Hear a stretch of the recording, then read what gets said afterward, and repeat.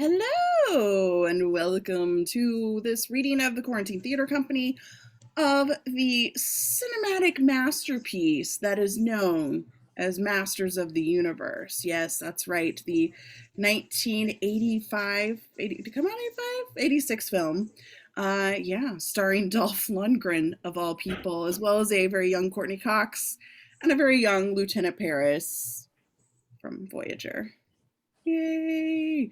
All right, so without further ado, here's oh God, I don't even remember who's playing who. So I'm Anne. I will be Evelyn, and Julie, George, tell us who you'll be. I'm gonna be Skeletor as well as a bunch of other people. Ryan. I am Ryan, and I'm going to be He-Man, Tila, a dying soldier, and many more. Many more. And Rudy, tell us who you'll Quildor. be. Quildor. Thank you for that voice. Amazing. You're So without further ado, take us away. All right, Masters of the Universe by David Odell, property of Canon Films, R.I.P. Fade in. Exterior Eternia Day, a land devastated by futuristic war. Fire-blackened vehicles smolder alongside the roads. The dead lie on a scarred battlefield.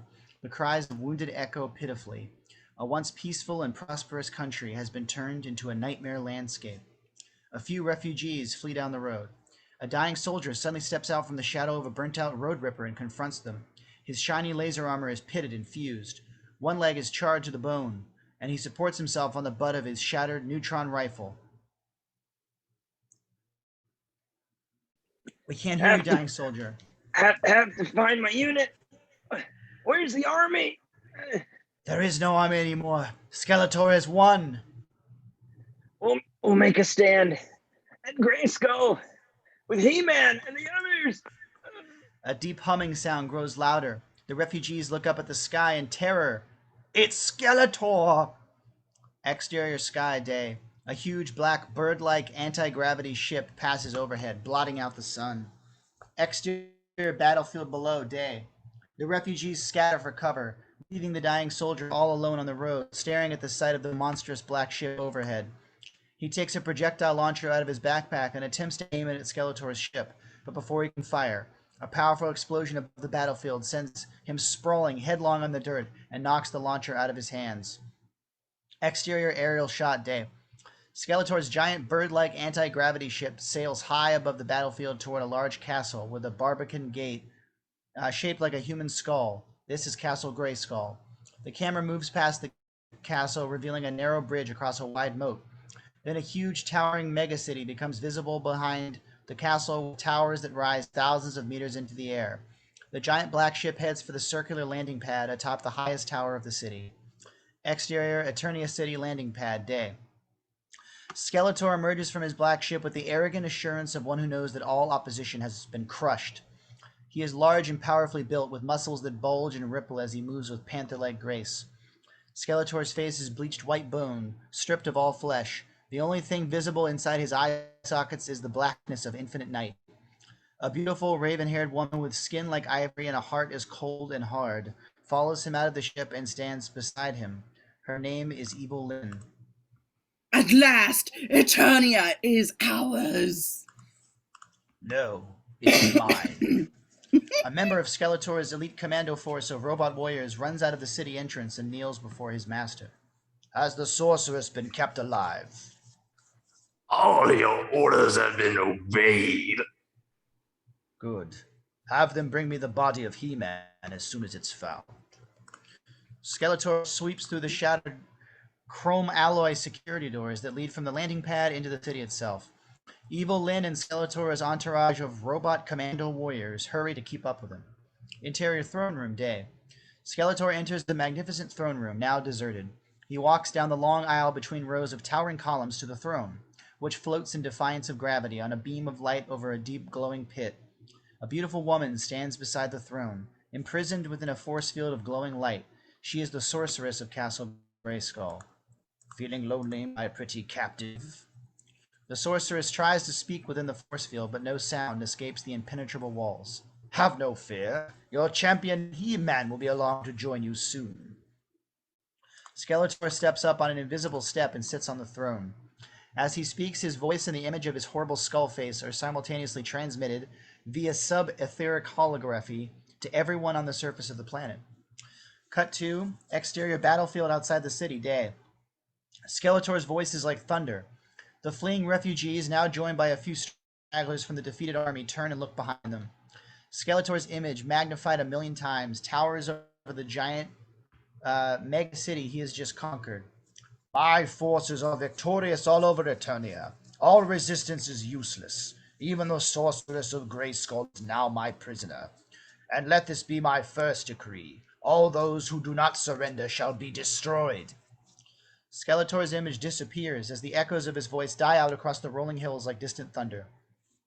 A squad of Skeletor's troops pass, driving a ragged herd of refugees and disarmed POWs along before them towards the castle. The troops urge the prisoners along with the loud crackling of neuronic whips. The camera holds on a low wall of stone rubble in the shadow of a cluster of tall weeds as the troops pass. When the coast is clear, two people rise cautiously from behind the stone wall where they had been hiding.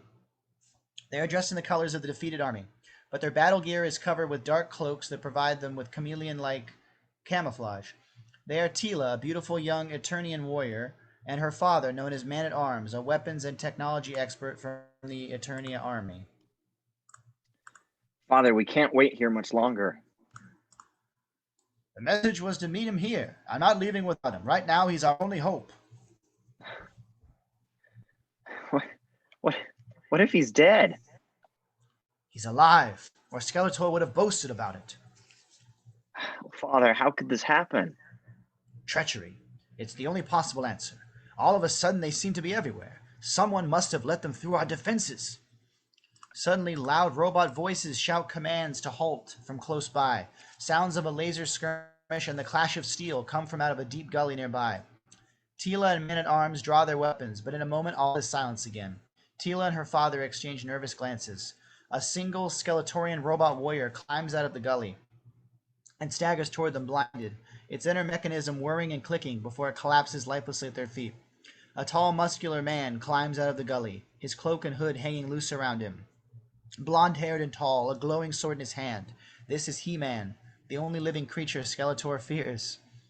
He-Man sheaths his sword and laser pistol as Tila and Man-at-Arms quickly rush over to him. Thank the gods! I knew you'd make it. I appreciate your confidence, but travel is becoming difficult. He grins at her, and she responds with a shy smile. She's never made her hero worship of him a secret. Where are the others? We are all that's left of the array of Eternia, but I have a plan that might work.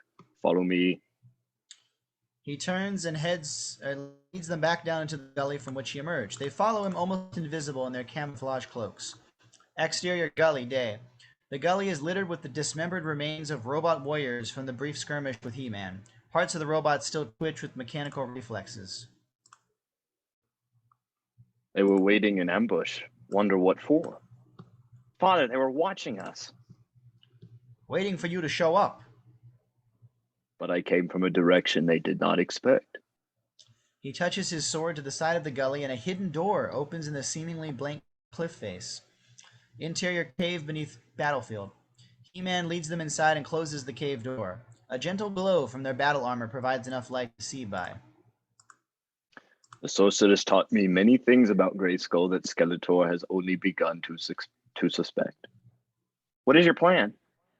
Free the sorceress. As long as Skeletor holds her captive and feeds on her powers, he is unconquerable. But how can we get to her? Same way Skeletor overran her defenses and captured her with a cosmic key. What's a cosmic key? Something that creates a door to anywhere, if such a tool exists. I have one here with its inventor. He-Man opens his cloak and reveals underneath, clinging to him for dear life, a terrified dwarf alien named Gwildor. He-Man picks up the little alien and gently places him on the cave floor on his own 2 feet. Gwildor is no more than 3 feet high, and his clothing is covered with dozens of pockets and attachments for all kinds of small tools and appliances. Meet Gwildor, inventor and locksmith, from the lowlands of Fenrir. When you hid me under your cloak, you didn't tell me you would be using me for a shield in laser battles. It was the safest place I could think of. Are you still willing to help us free the sorceress? Will it be dangerous? You are already in danger, little one. Do you think Skeletor will allow you to live, knowing such a valuable secret? Little Gwildor cringes at this as Man-at-Arms shakes his head in frustration. He-Man, what good is this little Fenurian against... He invented the cosmic key for Skeletor. Man-at-Arms and Teela both stare at Gwildor with surprise and anger. Gwildor scurries behind He-Man for protection. But he also made one for himself. At a gesture from He-Man, Gwildor reaches within his cloak and takes out a complex cylindrical object covered with glowing, blinking lights. Does Skeletor know there is a duplicate? Not until it's used. Then his key will respond to the gravitonic perturbation. Naturally. We still have the element of surprise. If we move quickly. Interior throne room day. The throne room seems deserted except for the sorceress in her force field prison at the far end beside the throne. He-Man and his three friends emerge cautiously from behind a sliding panel in the wall, their weapons drawn. He-Man hesitates, doubt furrowing his brow. Empty. Just the sorceress in a force field prison. I don't like this. You're right. It's not like Skeletor to leave his prize unguarded. How long will it take you to open a door in that force field? 100 heartbeats, more or less. I have to take a reading first and compute the coordinates. Let's try. We've come too far to turn back. I agree. He glances at his daughter, proud of her fighting spirit. He-Man agrees reluctantly, all his warrior instincts telling him something is wrong, but unable to come up with a better idea. All right. Follow me. He-Man presses a hidden switch and a secret door swings open. Interior throne room day. The four of them burst into the throne room with weapons ready. They run across the empty room to where the sorceress floats unconscious, imprisoned inside the glowing force field. Quickly. The key. Gwildor removes from beneath his cloak the complex cylinder covered with buttons and blinking lights. He begins to punch slowly and deliberately a series of different buttons, which beat musically at his touch. Hurry up! Every spot in space-time has its own coordinates. I have to compute 40 different irrational numbers. Skeletor enters the throne room triumphantly, followed by Evil Lyn. The commandos of his elite unit pour in through all the entrances of the room with drawn blasters. Skeletor laughs at this final victory over his archenemy. I thought you might be fool enough to try a rescue, He-Man. Now you are my prisoner. Gwildor is partly hidden behind the others, punching buttons frantically on his cylinder. Rule by terror defeats itself, Skeletor. Someone will always rise up to fight you. You mean like little Gwildor hiding there behind you? Evil Lyn notices that Gwildor is holding the cylinder. She calls out to Skeletor with alarm. He has another key! A duplicate! Skeletor glances down at the cosmic key dangling from his own belt to make sure he still has it. Kill them quickly! Evil Lyn and the commandos open fire with their laser rifles just as Gwildor's frantic efforts pay off, and he blows open a dimensional door in the fabric of space-time. A rippling vortex opens through infinity into another somewhere, swallowing the laser fire. Without a moment's hesitation, Gwildor dives through the dimensional door, followed by Teela, Man-at-Arms, and He-Man. As they fly into the spinning vortex of energy, the dimensional door snaps shut. Skeletor screams with rage and frustration. He swings his great horned scepter around and smites it on the floor of the throne room with a noise like thunder. The entire building shudders as if it was an earthquake. Find them, trace them. I want that other cylinder destroyed, and them with it. Evil Lyn summons her courage to confront his mighty wrath. It looked like he was pressing the keys at random. There's no way to tell where they went. Then monitor the frequencies. Wherever they went, they'll use it again, and when they do, we can track them down. Cut to exterior foggy landscape night. 4 flaming figures fall through thick mist. They land on damp, muddy soil covered with tufts of grass and clumps of heavy brush. The ground is wet enough to put out the fires of their burning clothing. They are scattered and isolated by the fog. He-Man stands up, scorched and blackened by the laser fire, his cloak in tatters. Tila! Tila answers him from somewhere to his right. Over here, my father's hurt. He walks through the dense fog and finds her kneeling beside her father, who is bandaging his ankle, which he seems to have hurt in the fall. Tila gives He-Man a silent look to indicate she is worried about her father, but doesn't want to say so out loud. He-Man understands her concern and immediately kneels beside Man-at-Arms and starts to poke and prod his ankle with sensitive fingers. I'm all right, it's just twisted. I think you're right. It's just a sprain. You'll have to go easy on it. The gravity seems to be a little stronger here. What is this place? We're not on Eternia. Wilder entered the coordinates. Maybe he knows something. I think I heard a splash over that way. She leads them in the direction of the sound, supporting her father as he hobbles along beside her. They find Gwildor stuck headfirst in a shallow pond, his legs pointing straight upwards and kicking fruitlessly. He-Man wades in and pulls him out, spluttering and covered with mud, but apparently unhurt. Thank you. I thought I was going to suffocate and loathsome stuff. It's only mud. That's easy for you to say when you don't have clogged gill slits. Gwildor closes his mouth, pinches his nose, and blows, sending a spray of muddy water out holes in the side of his neck. The 3 humans yell and dodge the spray, laughing. If you're through clearing your gill slits, perhaps you can tell us where we are. We could be anywhere, any planet in the galaxy. I had no time to read the coordinates.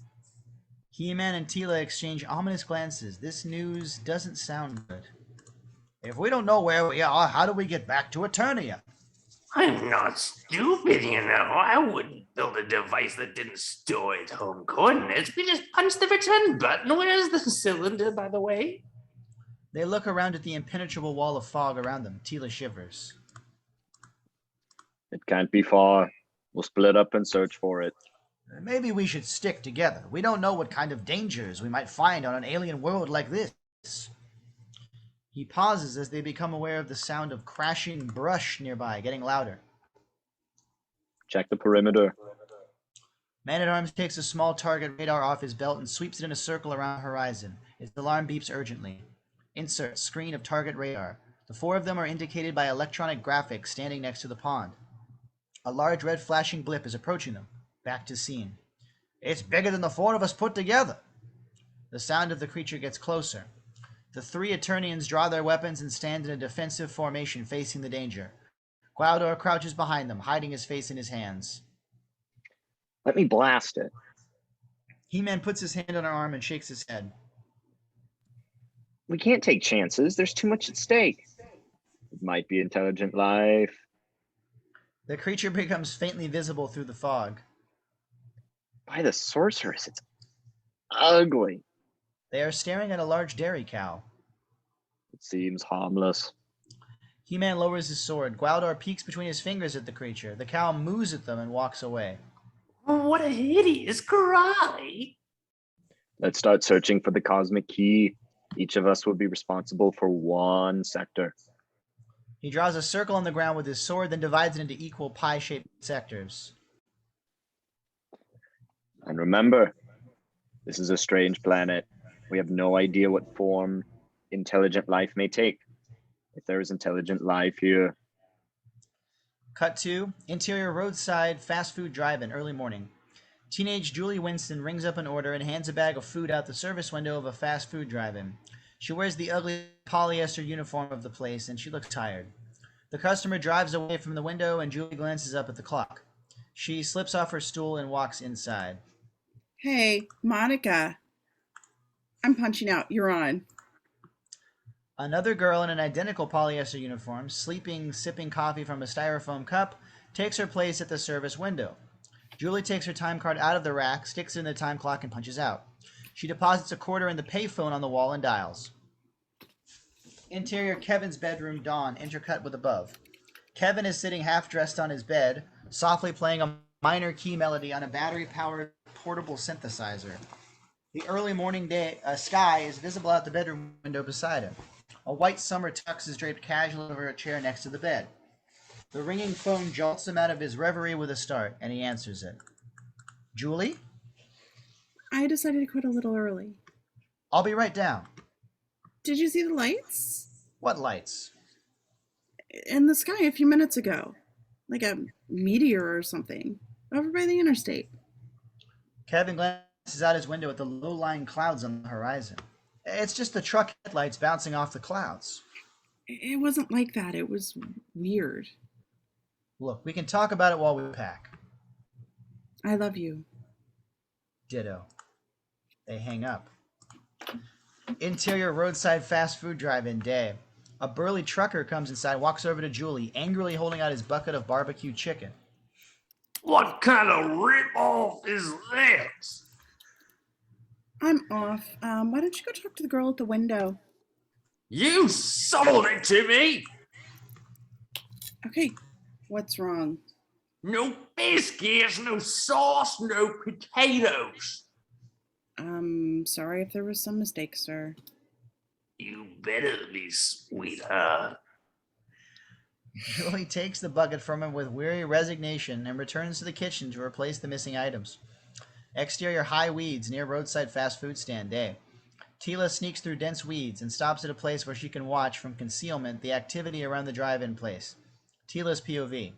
She sees a teenage prom couple, still in their rumpled formals, sitting in a convertible, eating a huge breakfast bucket of barbecue chicken and ribs, with french fries, biscuits, coleslaw, and all the trimmings. Angle on Tila. She hears something and ducks back out of sight into the reeds. It's a strange animal growl coming from her right. Tila draws a laser pistol and crawls stealthily around to her right. She comes up behind Man-at-Arms, who is lying hidden in the high weeds, spying with a close/remote viewer on the activity around the drive-in. The strange animal growl is repeated, this time louder and accompanied by a gurgling noise. Tila steps on a twig and it snaps. Man-at-Arms twists around to face her, a neutron blaster in his hand. Never sneak up on me like that. This is my sector. You're not supposed to be here. An old soldier learns to follow his nose. Tila lies down beside him and they both spy on the prom couple. You're hungry too, huh? Not me. During the siege of Cray, I went for 30 days without rations. I heard your stomach growling way over there. Man-at-Arms tries to change the subject, embarrassed at being so easily seen through by his daughter. The natives look like us. I wonder if their body chemistry is the same. Oh my. We'll have to try the food sooner or later. They seem to be exchanging green rectangles of paper for the food. That's money. We've stumbled on a race of creatures who still use money, like our ancestors did. How can we get some? Father, our job is to search for Gwilder's key, not become involved with the natives. Man-at-Arms sighs, puts away his close/remote viewer, and starts to back away, but Tila puts her hand on his shoulder. Wait. Look. Their POV of the convertible. The prom couple in the car have put their bucket of food in the back seat for a moment and are locked in an embrace. I was doing that before you were even born. Not the natives. They're in the bushes. Something shakes a low shrub growing near the parked car. Suddenly, a seeking grappler snakes out of the bush, seizes the bucket of food from the rear seat of the car, and quickly snatches it into the bush. Gwilder! Angle on Man-at-Arms and Tila, as they crawl rapidly away through the high weeds and circle around towards Gwildor. They come upon him in a little clearing in the woods, gorging himself on the biscuits and drinking the barbecue sauce. Holding out on us? Gwildor jumps with an alarm and gives a loud squeak. I was going to share. I was. Tila seizes some ribs and starts to devour them while Man-at-Arms sets to work on a drumstick. Good food. We ought to give them something in exchange. She digs a diamond the size of a pigeon's egg out of her jeweled belt and hands it to Gwildor. These carbon crystals are probably valued here. It's a fair trade. Gwildor puts the diamond in his seeking grappler and shoots it through the weeds behind the hidden car. Ugh, interesting crust on the outside, too.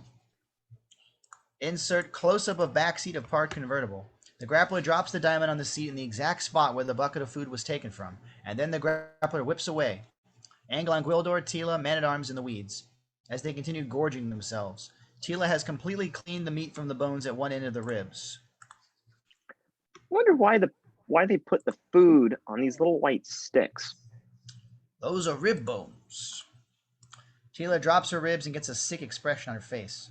You mean this used to be an animal? Man-at-Arms nods with amusement, and Gwildor quickly vacuums up all the french fries into his mouth. What a barbaric world. Ugh. Man-at-Arms nods and keeps on eating. Tila watches him and Gwildor, who has just discovered the coleslaw. Still, it did taste good. She picks up her half-finished ribs, brushes off the dirt, and starts to eat it again, much more slowly this time. Exterior drive-in day. Julie is waiting outside for Kevin. More groups of prom couples, still in their formals, are arriving at the drive-in for their fast food breakfast. Julie's pink polyester uniform is in strong contrast to the girls' white full-length gowns. Kevin pulls up in his van. Julie climbs into the passenger seat with a bucket of barbecue chicken, and they drive off. Harvey gave me this. If we don't have time to stop for lunch. He's a generous boss, old Harv. How was the prom? You didn't miss much. We played better at the Elks Club. What'd you do after? I just went home. I told you to go out, Kevin. That would have been a fifth wheel. I really like to pound that old witch who said I couldn't take you. Oh, come on. It's not her fault. She doesn't make the rules. She could have made an exception. Julie looks out the window at the past. Look, since we're so close, could I stop off and see my parents? Kevin slows down the van and gives her a searching look. We've got a couple of hours. Okay, no problem. He takes a left and the van turns off the main road. Cut to exterior cemetery day. Julie stands silently looking down at her parents' twin graves. Kevin waits a few yards off where the van is parked on the access road. Julie looks up from the graves and turns to go. It's spring. Birds are singing in the trees. The sun is shining. A massive bed of petunias is in bloom nearby. She stops to pick one of the flowers. Her eye sees the glint of something shiny among the leaves. She pulls the foliage aside and discovers Gwildor's cosmic key lying on the ground. She picks it up. It's covered with multicolored lights that flash constantly in a complex pattern. She touches one of the keys and the cylinder beeps pleasantly at her. She's so surprised she almost drops it. Kevin walks over to her side. What's that? I don't know. Somebody must have dropped it. There's a big hole in the dirt, like they threw it down hard. She presses another key and it makes a musical tone. Maybe it's some new Japanese synthesizer. Let me try. She hands it to him and he runs his fingers over the buttons, producing a cascade of musical tones. Wow. Wowzers. Do you think we should turn it in to the caretaker? Nah, he just keep it himself. Kevin clearly can't take his hands off the new toy. Julie becomes impatient. The moving van's coming at 10. Kevin hands the cosmic key back to Julie and walks back with her towards the van. We can put an ad in the paper tomorrow or something. You want to keep it? I know you do. Cut to interior Eternia, Skeletor's palace night. Evil Lynn comes running into the room excitedly and prostrates herself on the floor before Skeletor. The cosmic key has been activated. We have a bearing on them. How accurate? Within a parsec, yeah. The next time they use the key, lock onto the source and open our own dimensional door. Who will you send? Our enemy may hope to lure us into an ambush. I will send Sorad and Beastman. Skeletor looks across the room at two horrible cyborgs who stand waiting in the shadows to do his bidding. Beastman is a powerful creature with the body of a huge hairy man and the face of a fierce carnivorous animal. Sorad has a man-like body covered with scales. an elongated lizard-like face, and a constantly darting forked tongue.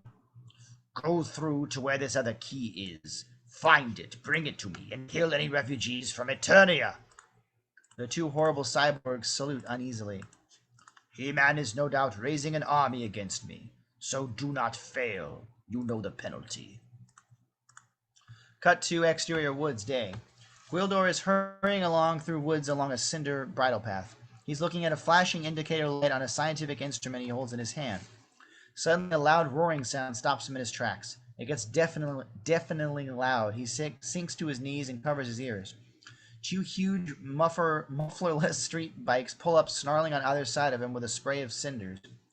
Gwildor cringes in a ball between them, his eyes shut, waiting to be destroyed by some alien monster. Two Hell's Angels in black leather and greasy denims look down at him, crouched between them. Looky here, what do we got? Some kind of little person from the circuit. Hey, I'm talking at you, freak. Greaser pokes Gwildor with his foot. Gwildor straightens up and darts away into the forest. The two bikers exchange a "did you see what I saw" glance and roar after Gwildor on their bikes. Gwildor leads them a short chase, dodging through the tree trunks before they corner him, and Greaser picks him up by his belt and holds him dangling and kicking and sputtering incoherently in midair. The two bikers stare astonished at their prize. He ain't human. Ain't no animal neither. We might could sell him to a zoo. Or the TV. Please put me down. Hey, it talks. What the hell are you? I am Gwildor, technologist of thin earth. Let me go and I will reward you. Reward? With what? I will sing you a beautiful ballad of thanks. I am an accomplished singer. The Greaser shakes Gwildor angrily at what he regards as a smart-ass remark. Gwildor shrieks, the bikers laugh. He-Man steps out of the woods into view. Put him down. The two bikers turn at the sound of his voice and stare in amazement at the sight. I told you he was from the circus. There's another one. Put him down. Now. Greaser is not completely confident of challenging this powerfully built stranger, but he is reluctant to follow his orders, especially in front of another biker. Yeah? What if I don't? You're gonna do something about it? With his hand that isn't holding Gwildor, Greaser pulls out an enormous switchblade knife and snaps it open with a click. Sunlight glints on the 6-inch blade. Big Daddy, not to be outdone, pulls a big Bowie knife from his saddlebag and revs his motor menacingly. He-Man draws his 4-foot-long sword from the scabbard slung across his back. The two bikers realize instantly that they have gotten in over their heads. Greaser drops Gwildor, and he and Big Daddy start to turn their bikes around to flee. He-Man steps forward and slices the rear wheel off their bikes with 2 swift strokes of his magic sword. The bikes collapse, spilling their riders. The bikers scramble to their feet and run away in terror. He-Man turns to Gwildor. Did they hurt you? Just delayed me. I picked up signals from the cosmic key, not far from here. Where? Gwildor looks around, trying to orient himself, finally decides which direction he was headed when he met the bikers. That way, I think. He-Man picks him up and carries him in the indicated direction. Exterior woods, edge of cemetery, day. They come to the edge of the woods. He-Man walks along an iron fence bordering the cemetery property. Cut to exterior cemetery petunia bed, day. They're looking down at the indentation in the soft earth of the flower bed where the cosmic key landed and left a perfect impression of itself. Whoever took it will use it again. We have to find it before Skeletor does. Cut to interior Julie's parents' old house, day. Kevin is carrying the last cardboard mover's box packed with Julie's personal possessions out of the empty, deserted rooms of Julie's parents' house. The place looks sad and forlorn, with nothing in it but the wall-to-wall carpet and the drapes. Pale rectangles on the painted walls are the only trace of where family photographs and pictures had hung. Julie stands in the middle of the empty kitchen, looking wistfully around her at the house she grew up in. She clutches the bucket of barbecue chicken like a teddy bear. Exterior Julie's parents' old house, day.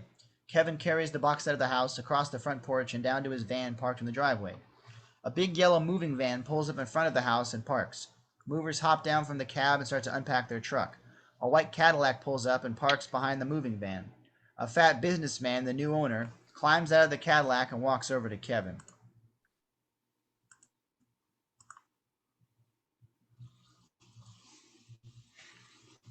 Thought you'd be out by 11. We're almost done. And I want the keys, all the keys. You'll get what's coming to you. Don't sass me, young man. This place has been in foreclosure for 6 months. She was lucky she got to hang on as long as she did. Julie appears on the front porch and the owner shuts up. Kevin glowers at him. I have the keys. Good. What about that monstrosity? He points to a large ceramic garden sculpture of a deer standing on the lawn. We'll have to come back for it. There's no more room in the van. I'll give you until sundown to haul it off, or I'll put it out for the garbage man. We'll pick it up, I promise. Why do you want that ugly thing like that? My mother sculpted it. It's the only thing I... Never mind. She hands him all the keys. He clips them onto his key ring and grins at her. Remember, by sundown or it goes into the dumpster. Okay, boys, let's hustle. I got a testimonial dinner to go to tonight. Kevin puts his arm around Julie's shoulder and leads her to his van. Come on, let's get out of here before I pound that guy. Cut to. Ooh, exterior Central High School day. Kevin and Julie drive up the park van next to the gym at Central High. Kevin walks over and knocks on the door. The janitor opens it from the inside. You said you'd be here at noon. Yeah, well, we're running a little late today. I'm going out for a pizza. Be back in half an hour. Make sure the door's locked when you leave. Okay, Carl. Wow, Carl's snarky. Janitor leaves, zipping up his jacket, and catches sight of Julie waiting in the van. Hey, you two. No fooling around in there. I'm only going to pick up my equipment. Yeah. Just don't burn the place down.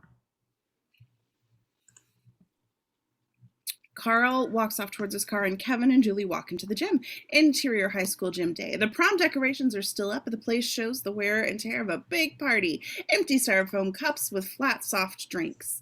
Wow, that's wasteful and horrible for the environment. A plaid cummerbund is draped over the back of a folding chair. Somebody got lucky. Confetti, faded blossoms of shattered corsages. Julie looks at the empty punch bowl and the trays full of dried out brownies and refreshment table. Jesus, they're gonna get pests keeping that shit out. She kneels down and picks up a pair of discarded high heel shoes from under the table. One of the heels is missing. Kevin is up on the stage where the band's equipment is still set up, fooling around with the cosmic key. Julie walks over to him. What are you doing? Before I unplug everything, I just wanted to amp this thing up and hear it. Kevin attaches a contact mic to the cosmic key and flicks on his amp. He starts to press the buttons. He runs his fingers over the buttons of the cosmic key. The musical tones now burst out loud and clear at full room volume, shaking the windows. Kevin pauses, moved by the strange, unearthly power of the sound. Julie points to a red knob on the end of the cosmic key. What's that for? Probably a fuse or something. Kevin tweaks the knob and the cosmic key blasts out a complex series of tones. The key also projects strange patterns of light in the air around them, like whirring lines of a force around an atomic nucleus. They are transfixed with awe at the sight. Cut to interior Skeletor's weapons room, Castle Grayskull in Eternia. Alarms scream and lights flash in a room full of high-tech equipment. I don't need to be on camera for this. Evelyn is standing over a huge console. Maybe I do need to be on camera for this. Standing over a huge console, frantically manipulating the controls. One by one, a series of visual displays lock onto ever-diminishing sectors of the galaxy. We see a computer graphic image of the solar system. Then Earth.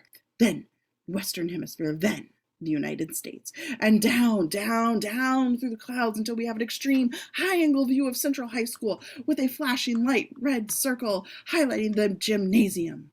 That's close enough. Evelyn jumps with surprise at the deep voice in her ear. She had not noticed Skeletor enter the room and stand behind her. Let us begin to open the dimensional door. Skeletor takes the original cosmic key cylinder, which hangs at his belt, and hands it to Evelyn. She punches various buttons on the device. reading each number from strange symbols displayed on her console. This cylinder beeps musically and makes sound and light patterns, much like those that we had just heard on Earth. Cut to exterior Earth Force Day. He-Man and his Gwildor sitting under the boughs of a giant oak. Gwildor suddenly starts hopping up and down.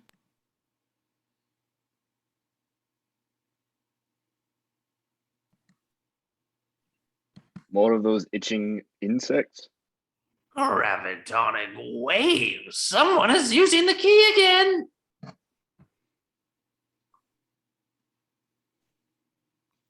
Oh, that would be me. Sorry. He shows the flashing indicator light on his radiation detector. About 5 meters from here in that direction. Let's go. He-Man picks up Gwildor and starts off in the indicated direction. Cut to interior school gym day. Kevin holds the cosmic key like most precious, like he's precious on Earth. All right. This is something major. Let's take it over to Charlie. He'll know what it is. Julie's sitting on the floor, leaning against one wall, exhausted. You go ahead. I'll stay here. I'm exhausted. I've been on my feet since last night. He looks over at her, seated forlornly against the wall, her shoes kicked off, her shoulders drooping with fatigue. Kevin feels a strange twinge of guilt mingle with his overwhelming excitement about the strange new synthesizer. He frowns uncertainly. I'll be right back. 15 minutes tops. It's okay. I kind of like to be alone for a little while. I've got a lot of things to think about, like my plans. She's really asking him to stay with her, but he's too young and stupid and a man to even realize it. She's too proud to ask him directly because she's a dumbass. He heads for the door.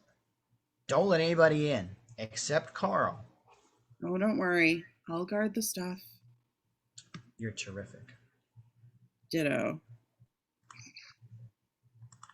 He hurries out the door with the cosmic key in his hand.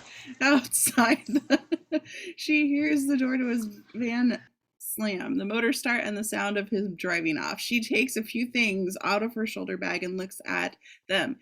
A locket with a picture of her mother inside, a snapshot of her father standing beside a small private plane, a much folded clipping from the paper saying, "Local couple die in plane crash." Interior weapons room, Castle Grayskull in Italia. Skeletor turns to his monstrous cyborg minions who stand ready and armed. The door will open briefly, then close. The door will reopen again 36,000 seconds later. There will be no second chance. What about a third chance? Interior school cafeteria day. The cafeteria is deserted and the only sound is screeching hum of the refrigerators. Suddenly there is a screeching sound like a rendering steel. The hole is blasted in the space-time continuum. What? A dimensional door explodes, open from Eternia. A beast man jumps out onto the floor of the cafeteria behind him. His hideous comrade can be seen slowly crawling along, swirling vortex of energy. Interior gym day. Julie stares at a closed double doors between the gym and the cafeteria. The hair stands up on the back of her neck as she calls out nervously. Kevin? Is that you? Interior cafeteria day. Beastman is surprised by her voice from the next room. He whirls and accidentally knocks over a stack of empty food trays. Behind him, Sauron, not Sauron, fully armed with a blaster, crawls out of the dimensional door into the cafeteria. Interior gym day. Julie approaches the double doors fearfully in her bare feet. That's gross. Kevin, if this is a joke, it's not funny. Interior cafeteria day. The cyborgs, that's my band name, begins to mutter in a low bestial grunting language among themselves. The beastman signals for silence with a glare and a growl and indicates the double doors to the gym. Interior gym day.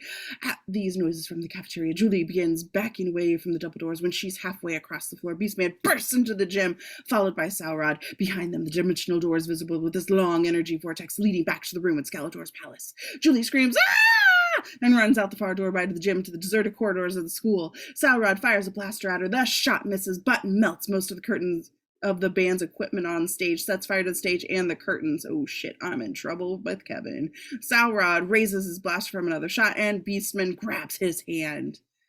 They go. You know where to find the key. The cyborgs dash out of the gym after Julie as the dimensional door snaps shut behind them.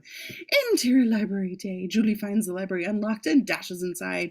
She hides in the darkened stacks. Her heart is pounding like a trip hammer. What the hell is a trip hammer? But she tries to be absolutely still. Interior school corridor day. Beastman and Salrod race down the corridor. They pause at the library door and Salrod looks to him for his order. Search every room. Salrod enters the library and Beastman runs off down the corridor. Interior library. Salrod walks cautiously through the library, flicking his tongue in and out. He seems to be following her trail because he heads directly for the stacks. He pauses, flicking his tongue in and out. Hidden in a nook deep in the stacks, Julie holds her breath. Suddenly, Sauron's arms burst through the books behind her and grab her. At the same time, Sauron sets up a piercing reptilian shriek of triumph. Julie struggles helplessly from his grip, her bare feet slipping on the floor. Sauron's sharp claws dig into her blood. Oh, Cherry Long!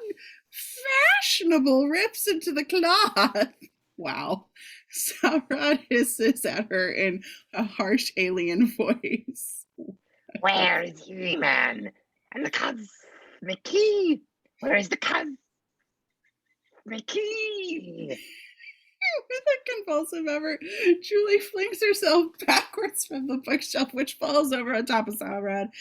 Pitting him beneath it, Julie wriggles free and gurgling from his grasp and shoves over the last bookshelf, which topples on all the others like a row of dominoes on top of Sauron. She then flees headlong into the door. Interior school corridor day. Julie runs down the hall, desperate with terror. She ducks into the next unlocked door just before Beastman comes into view at the far end of the hall. Interior science lab day. She's in the science lab. A big banner proclaims Central High School Science Fair. The room is full of exhibits, little blues, posters, and caged lab animals. That's not cool, man. Julie jumps with fright as a model robot turns and attacks her with a toy gun. Gotcha. Intruders will be a thing of the past once computer home security devices such as this are common. If this robot had been using a real gun, you would be dead. Julie, panting with terror, uncertain where to hide. Interior library corridor day. Beastman rescues Sauron from beneath the pile of bookshelves. He babbles his lame excuses to Beastman in a hissing reptilian language. What planet do cyborgs just babble? What the? Anyway, Beastman silences him with a growl. They run out of the library and down the corridor into the direction Julie went. Outside the science classroom, Beastman tries the door and finds it locked. The other one goes down the corridor, but something makes him pause. He sniffs the air like a predator, then he puts his shoulder to the door and shoves. Interior science lab day. The door bursts off in its hinges and Beastman steps inside. The model robot shoots him with its toy gun. Beastman dives to the ground as he draws his blaster and fires in one fluid motion, melting the tiny little robot. Got you. Intruders will be a thing of the past once computer home security devices such as Beastman picks up the talkie tape recorder and angrily shatters it against the wall. Interior supply closet, science laboratory.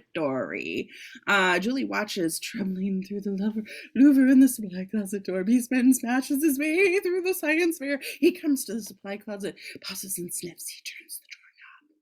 It's locked. He yanks the door off its hinges and hurls it aside. Julie reaches behind her on the shelf and hurls a bottle of sulfuric acid into Beastman's face. He screams in pain and reels backwards. Score!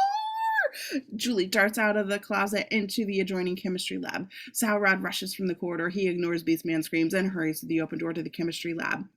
Interior exterior school corridor entrance day. Julie dashes down a short corridor, bursts through a safety door, and runs away across the sunny lawn. Exterior school campus woods day. Julie runs across the football field towards the edge of the nearby wood. Beastman and Sauron run out of the school and try to see her plunge into the shadows of the wooded park. Exterior woods day. Julie is still running through the woods. Her bare feet are bleeding, and her dress is torn to shreds by fashionably torn into shreds by the clutching undergrowth. The exterior, the edge of the woods, junkyard day. She runs to the other side of the woods and into the fence alongside the city dump. She runs along the cyclone the cyclone fence, whatever, until she comes to a spot where the mesh is torn open. She ducks inside through a hole. Oh, look, this hole. I'm going to jump in the hole. Exterior junkyard day. Julie runs through the junkyard, digging around piled up, rusting hulks of cars, heaps of old appliances, mountains of tin cans, hills of scrap paper, because that's exactly what a junkyard looks like. She glances back over her shoulder for an instant and literally collides with He-Man. Woo! Muscles. He-Man instinctively puts his arms around her to keep her from falling and holds her for a moment against his massive, muscular, sweaty chest. He then carefully replaces her on her feet on the ground, still holding her by her shoulders, and he looks into her eyes, bewitching her. Don't be afraid. I won't hurt you.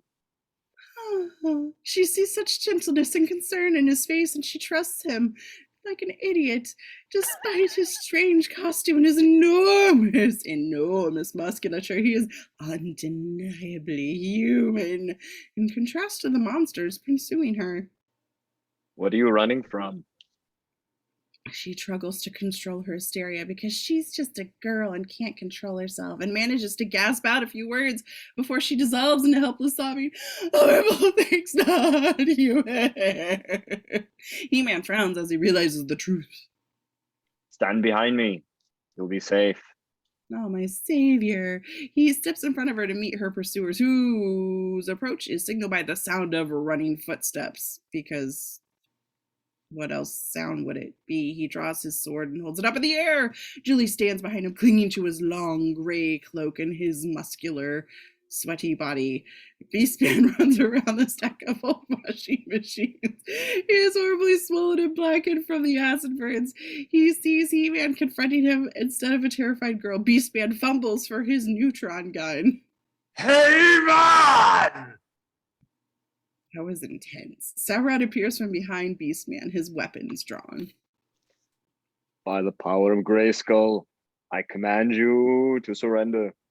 You said the thing. A dazzling light shines forth from his sword, blinding the two cyborgs.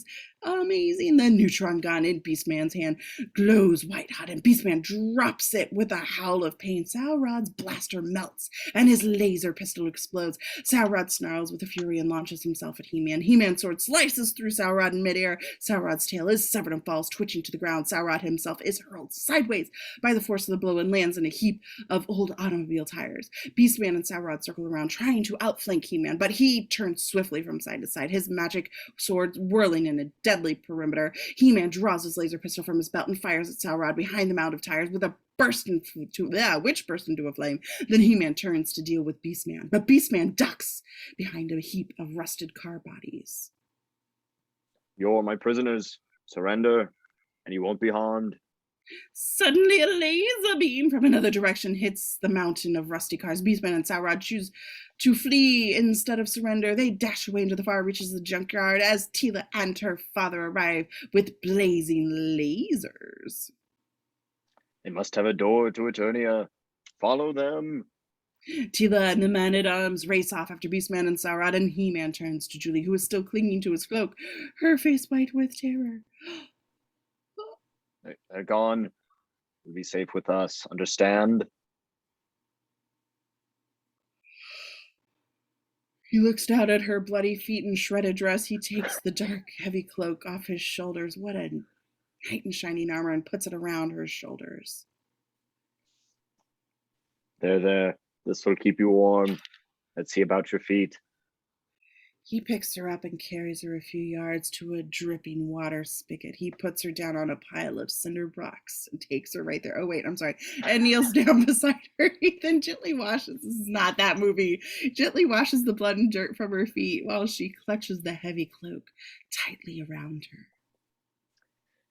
Let me explain all this to you. We're from another world, far away from this one. My friends and I are fighting a war against a power of absolute evil. Our only hope of winning that war is if we can find a certain object, a kind of key that makes a door to anywhere. With that key, we can return home, destroy this evil power. He dries her feet off the hem of his cloak and takes out a small vial of wound salve from his belt. Her teeth are still chattering with shock and residual terror. He's not sure how much of his explanation she has taken in. This will heal your cuts. Oh, just what I've always needed. Gum. He rubs the gum on the soles of her feet. The open cuts and raw bleeding places heal instantly with fresh new skin, minty as if they'd never been injured. It itches and smells strangely minty. That means it's done. Stand up. She stands up tentatively, takes a few steps, and looks at him shyly. Thank you, my hero.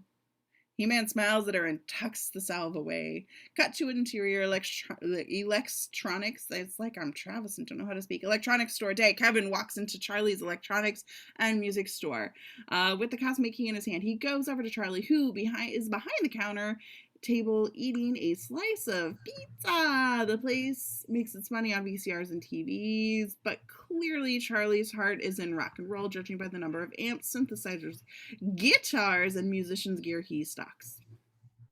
Charlie, what do you see this? Hey, kid, I heard you were good at the dance last night. I did my Prince imitation, where I kick over the mic, blew him away. But take a look at this. He hands the cosmic key to Charlie. I've seen this before. It's Japanese. I don't think so. Charlie pushes a few buttons and a deep, reverberating tone sound. Strange light patterns flash briefly in mid-air above the counter. Holy cannoli! Love it. Kevin smirks and takes the cosmic key from Charlie, who parts with it reluctantly. Kevin pretends he's leaving. Well, if you've seen him before. Hey, come back here. Where'd you get that? Want to sell it?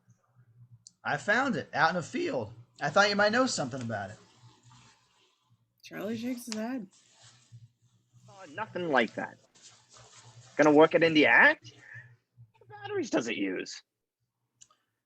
And how do I replace them when they run down? It's sealed. I gotta take it apart.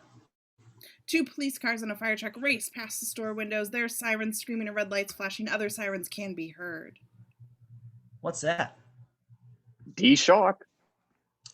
No, it sounds like it's out by the school. Oh, you're really interested. I thought you were just feeding me the setup. Charlie flips on a police scanner behind the counter.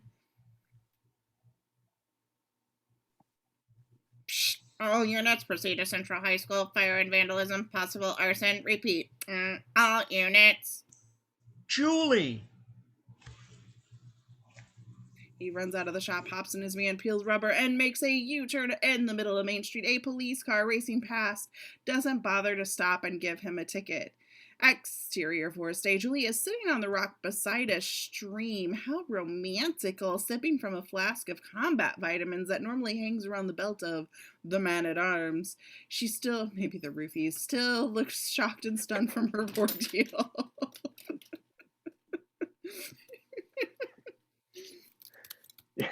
You feeling better?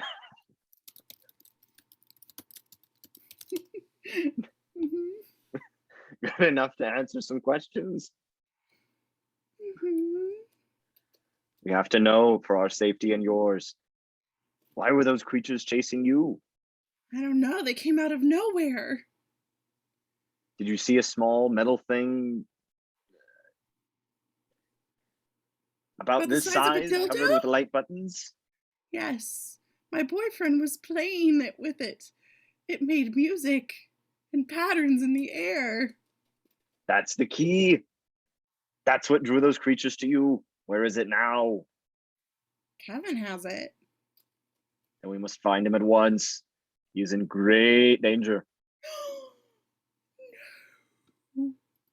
Exterior school day, a fire truck and two police cars are already parked in front of the school. When the boys arrive, Carl, the custodian, is talking excitedly to the policeman. Kevin tries to run inside the gym, but a police detective stops him at the door. My girlfriend, is she all right? Where is she?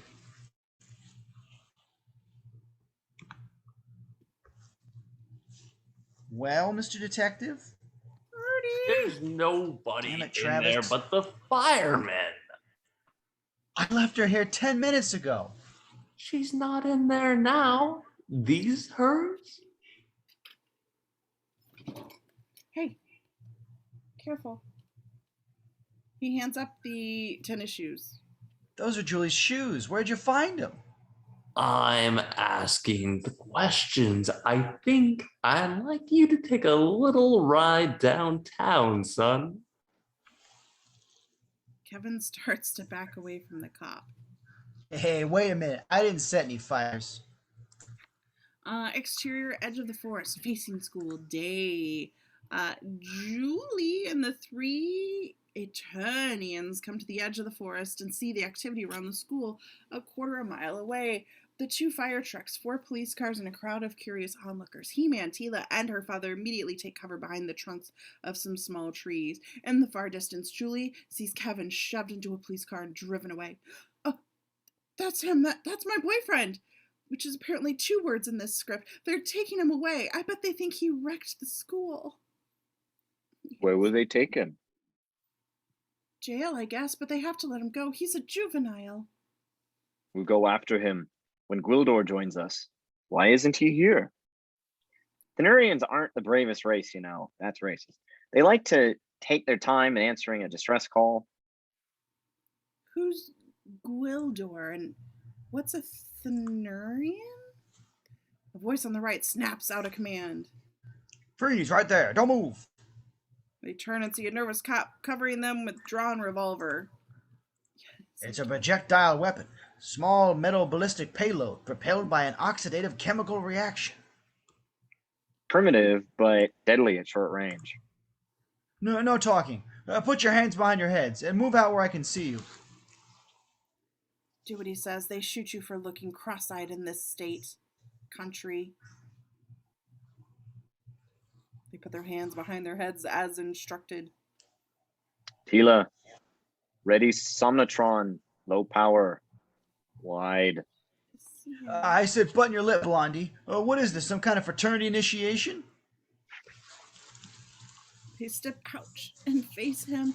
A truly bizarre sight. Even Julie looks strange, barefoot in her oddly shredded dress.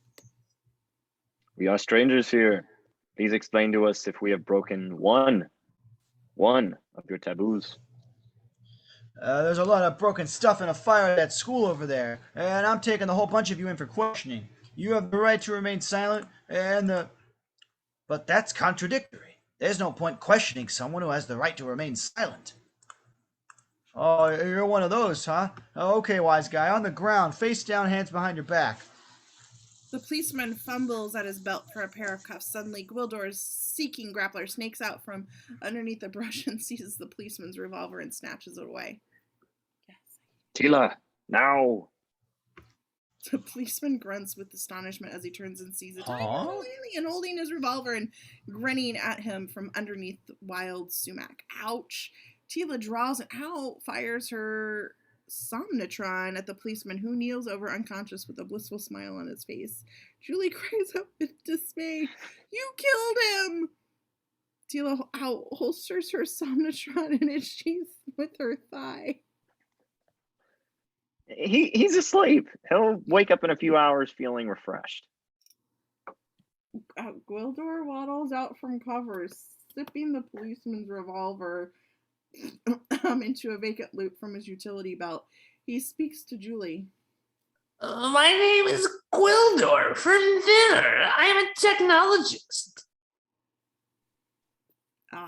Julie is frightened of Gwildor at first, especially the way he is absentmindedly balancing the policeman's revolver on one fingertip.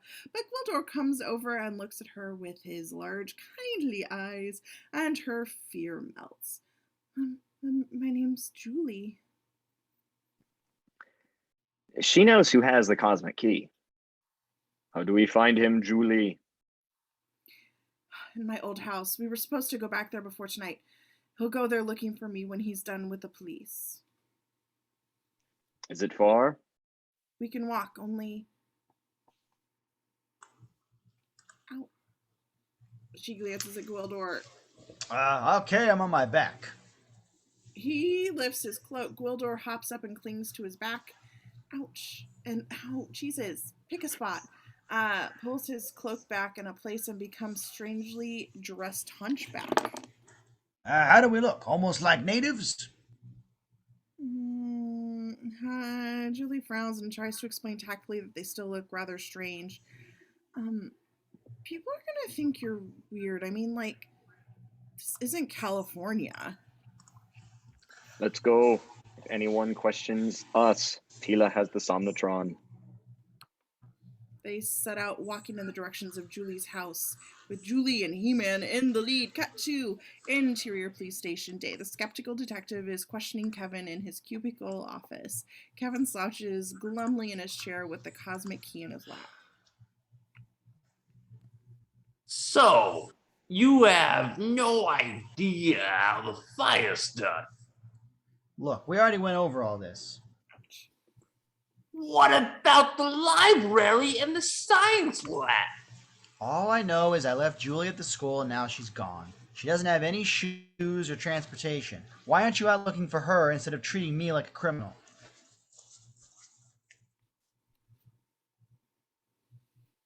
The detective lights a cigarette and puffs on it thoughtfully. I talked to the vice principal, Miss Kroll. She said the girl was forced to drop out of school for financial reasons. Her parents were killed in a plane crash. Whatever. Wow. Anyway, you asked for permission to bring this girl to the senior prom. Miss Kroll says no dropouts are allowed. Gives the girl a pretty good motive for vandalism, don't you think?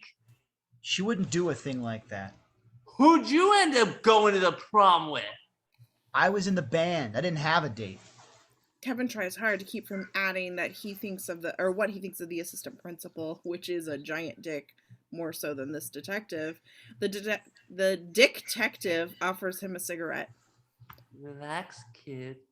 Smoke. Are you kidding? The Surgeon General says it's bad for my health.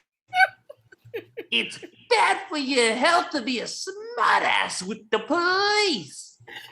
Well, what are you going to do? Lock me up for not smoking? There's no charges yet. You're free to go. Kevin stands up holding the cosmic key. All of this time we wasted, I could have been out looking for her. If you find your girlfriend, tell her I want to talk to her, okay? She's innocent. The sooner you talk to her, the sooner you'll know that. Thanks for your help, son. I may want to ask you some more questions later on, so stick around town. Kevin walks out the door and down the corridor. The dick-tective stares after him coldly. His phone rings and he picks it up. Burglary, Detective. Where? What? Asleep? No, I'll meet you at the hospital. He slams the phone down and grabs for his coat on the run. Interior vandalized school gymnasium cafeteria at dusk. The janitor is cleaning up the mess in the school. He grumbles to himself as he shoves the ashes of debris to a large wheeled trash can. Beastman and Sourrod appear at the window. The custodian turns, sees them, and screams with fright. The dimensional door to Eternia explodes open with the center of the room. The custodian turns to see the vortex extending back to Skeletor's palace and begins to tremble. Beastman and his broken companion leap through the window, scattering broken glass, and then through the dimensional door into Eternia. The dimensional door instantly snaps shut behind them. The custodian faints to the cafeteria floor. Cut to Eternia, Skeletor's weapons room day. Beastman and Sourrod stand in front of Skeletor and Evelyn. Beastman's face is horribly burned from the acid. Report. No trace of the key. But we fought with He-Man and his friends. And you survived because you ran away? Our weapons were neutralized. You failed to shield your power packs. It was a strange world. We were lucky to be alive. Not as lucky as you think. Skeletor points his raw-hemmed scepter at him. Several robot warriors seize Sourrod and drag him off, screaming and struggling in vain. Beastman falls to his knees and grovels in front of Skeletor. Dread Master, let me live. I will go back and kill this He-Man and bring you the key. Give him one more chance. Pity ill becomes you, but if you wish to be of assistance to me, perhaps you will lead the next expedition. The blood drains from Evelyn's face, and her knees sag for an instant until she recovers composure. If that is what you wish. It is. Take all the troops and equipment you will need. And him? Take him. I have spared his life. That will encourage him not to fail me again. Cut to exterior Julie Parent's old house, sunset. Kevin drives up and parks his van on the street in front of Julie's old house. Her mother's lawn sculpture has been heartlessly tossed into a steel trash dumpster on top of a lot of discarded packing material. What an asshole that owner is. The house is dark and looks deserted. Kevin walks up to the house carrying the cosmic key. He rings the front doorbell. No response. Kevin looks inside through a sliding glass patio door, contemplating breaking and entering. Apparently, interior Julie's parents' old house, living room, kitchen. The house is full of creamy white upholstered furniture. The new owner seems overly fond of paintings of black velvet of bullfighters, weeping clowns, and adorable kittens. What the fuck? Serial killer. Further inside on the kitchen counter is their forgotten bucket of barbecue chicken. Oh, but he kept that. Exterior Julie's house, or Julie's parents' old house. Kevin looks around furtively. He lifts up hard on the catch of the sliding door. It clicks and he slides the door open. Interior Julie's parents' old house. Night. Kevin, while committing this misdemeanor, picks up the bucket of chicken. Might as well add theft to that, and starts to walk out with it. The phone rings. He looks at it skeptically, as if to indicate he'd have to be pretty dumb to pick up the phone in the house he isn't supposed to be in. The phone keeps ringing and he can't stand anymore, so he picks up. Hello? Exterior roadside phone box, sunset. Intercut with above. Julie is calling from a payphone beside a busy main street. Oh, thank God you're there. Julie, where are you? About a mile away. Listen, do you still have that thing we found? Yeah. Okay, great. Don't do anything. I'll be right there. Bye. Wait, don't hang up. What happened? Are you okay? I'm fine. Starving, but fine. I'll tell you everything when I get there, okay? Now sit tight. She hangs up. Interior Julie's parents' old house. Night. Kevin looks down at the cosmic key in his hand. Exterior roadside, phone box, alley, dusk. Julie runs over from the phone box to He-Man, Tila, and her father with Gwildor under his cloak. He has it. If we cut through the alley, we can be there in 5 minutes. They follow her lead, cutting down the alley lined with garages, which leads to her old house.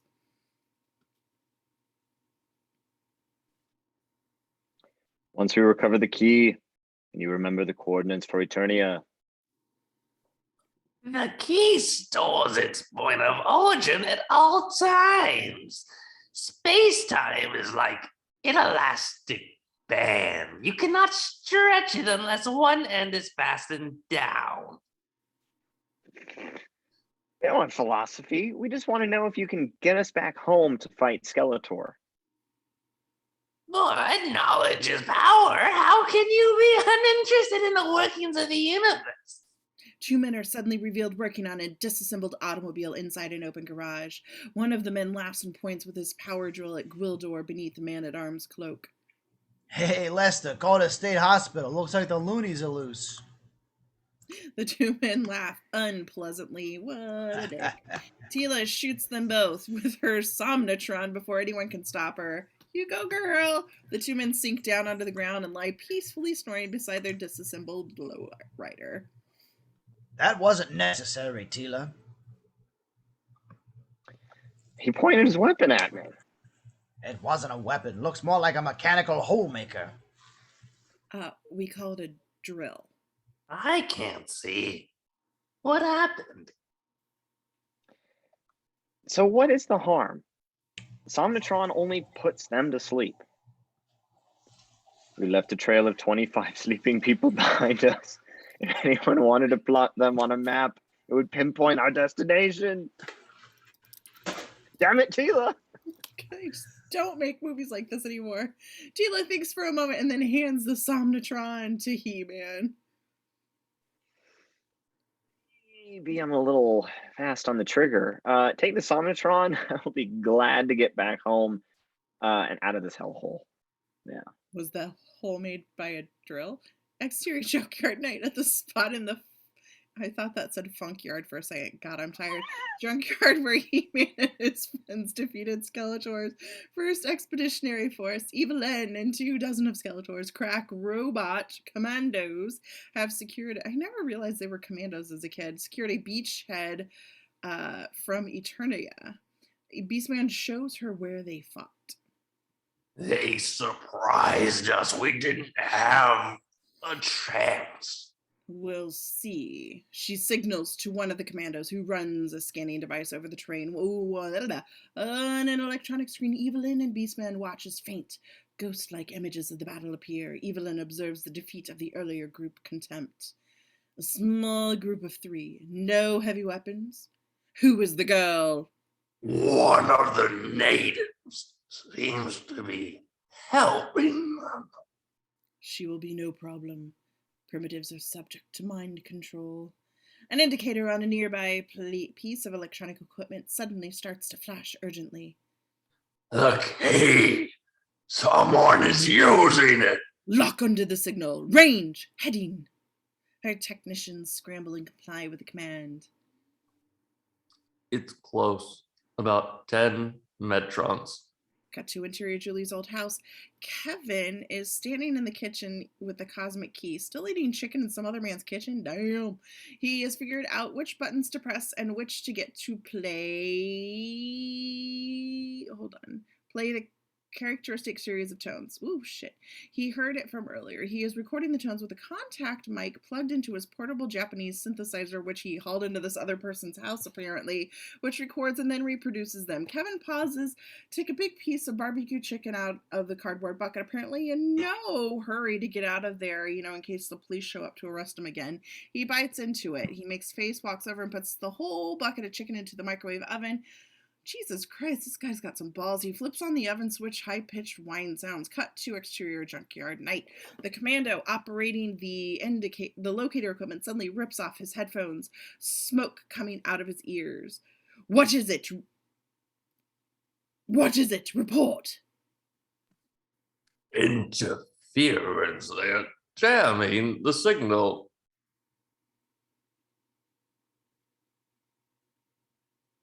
They must know we're locked onto them. Locate the source of jamming and destroy it. It's difficult, like nothing I've seen before.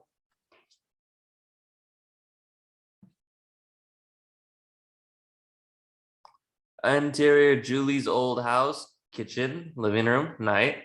Kevin is playing with the cosmic key when the microwave oven suddenly explodes with a spectacular shower of sparks, spewing barbecue chicken and sauce all over the creamy white upholstered furniture of the new owner. Radical. He puts down the cosmic key, which goes on beeping itself, and grabs a fire extinguisher. He shoots the dry chemical powder all over the microwave until the fire is out. Exterior junkyard night. The commando in charge of the scanner reports to Evelyn. The source of the interference destroyed, and now there is a clear signal from the cosmic key.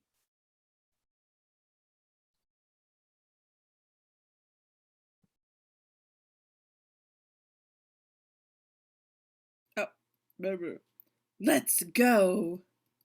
Evelyn and her troops quickly embark in their vehicle, a sleek anti-gravity armored transport covered all with mirror surfaces. It hovers a few feet off the ground and suddenly becomes almost invisible as it moves off quickly in the direction of Julie's old house. Interior Julie's old house night. Kevin wets a wad of paper towels in the sink and tries to wipe the chicken mess off one of the white couches. It smears horribly behind him. The cosmic key continues making sounds. Kevin runs desperately. He opens the broom closet and searches some miracle cleaner, but of course there's only the usual stuff. The front doorbell rings. His first impulse is flight. He grabs the cosmic key and starts to head out the back door. Then he pauses, overcome by a sense of responsibility, and goes to the front door. He opens it manfully, ready to face the new owner. Lieutenant Luke is standing on the front porch. What a surprise. Here, I was expecting to find your girlfriend.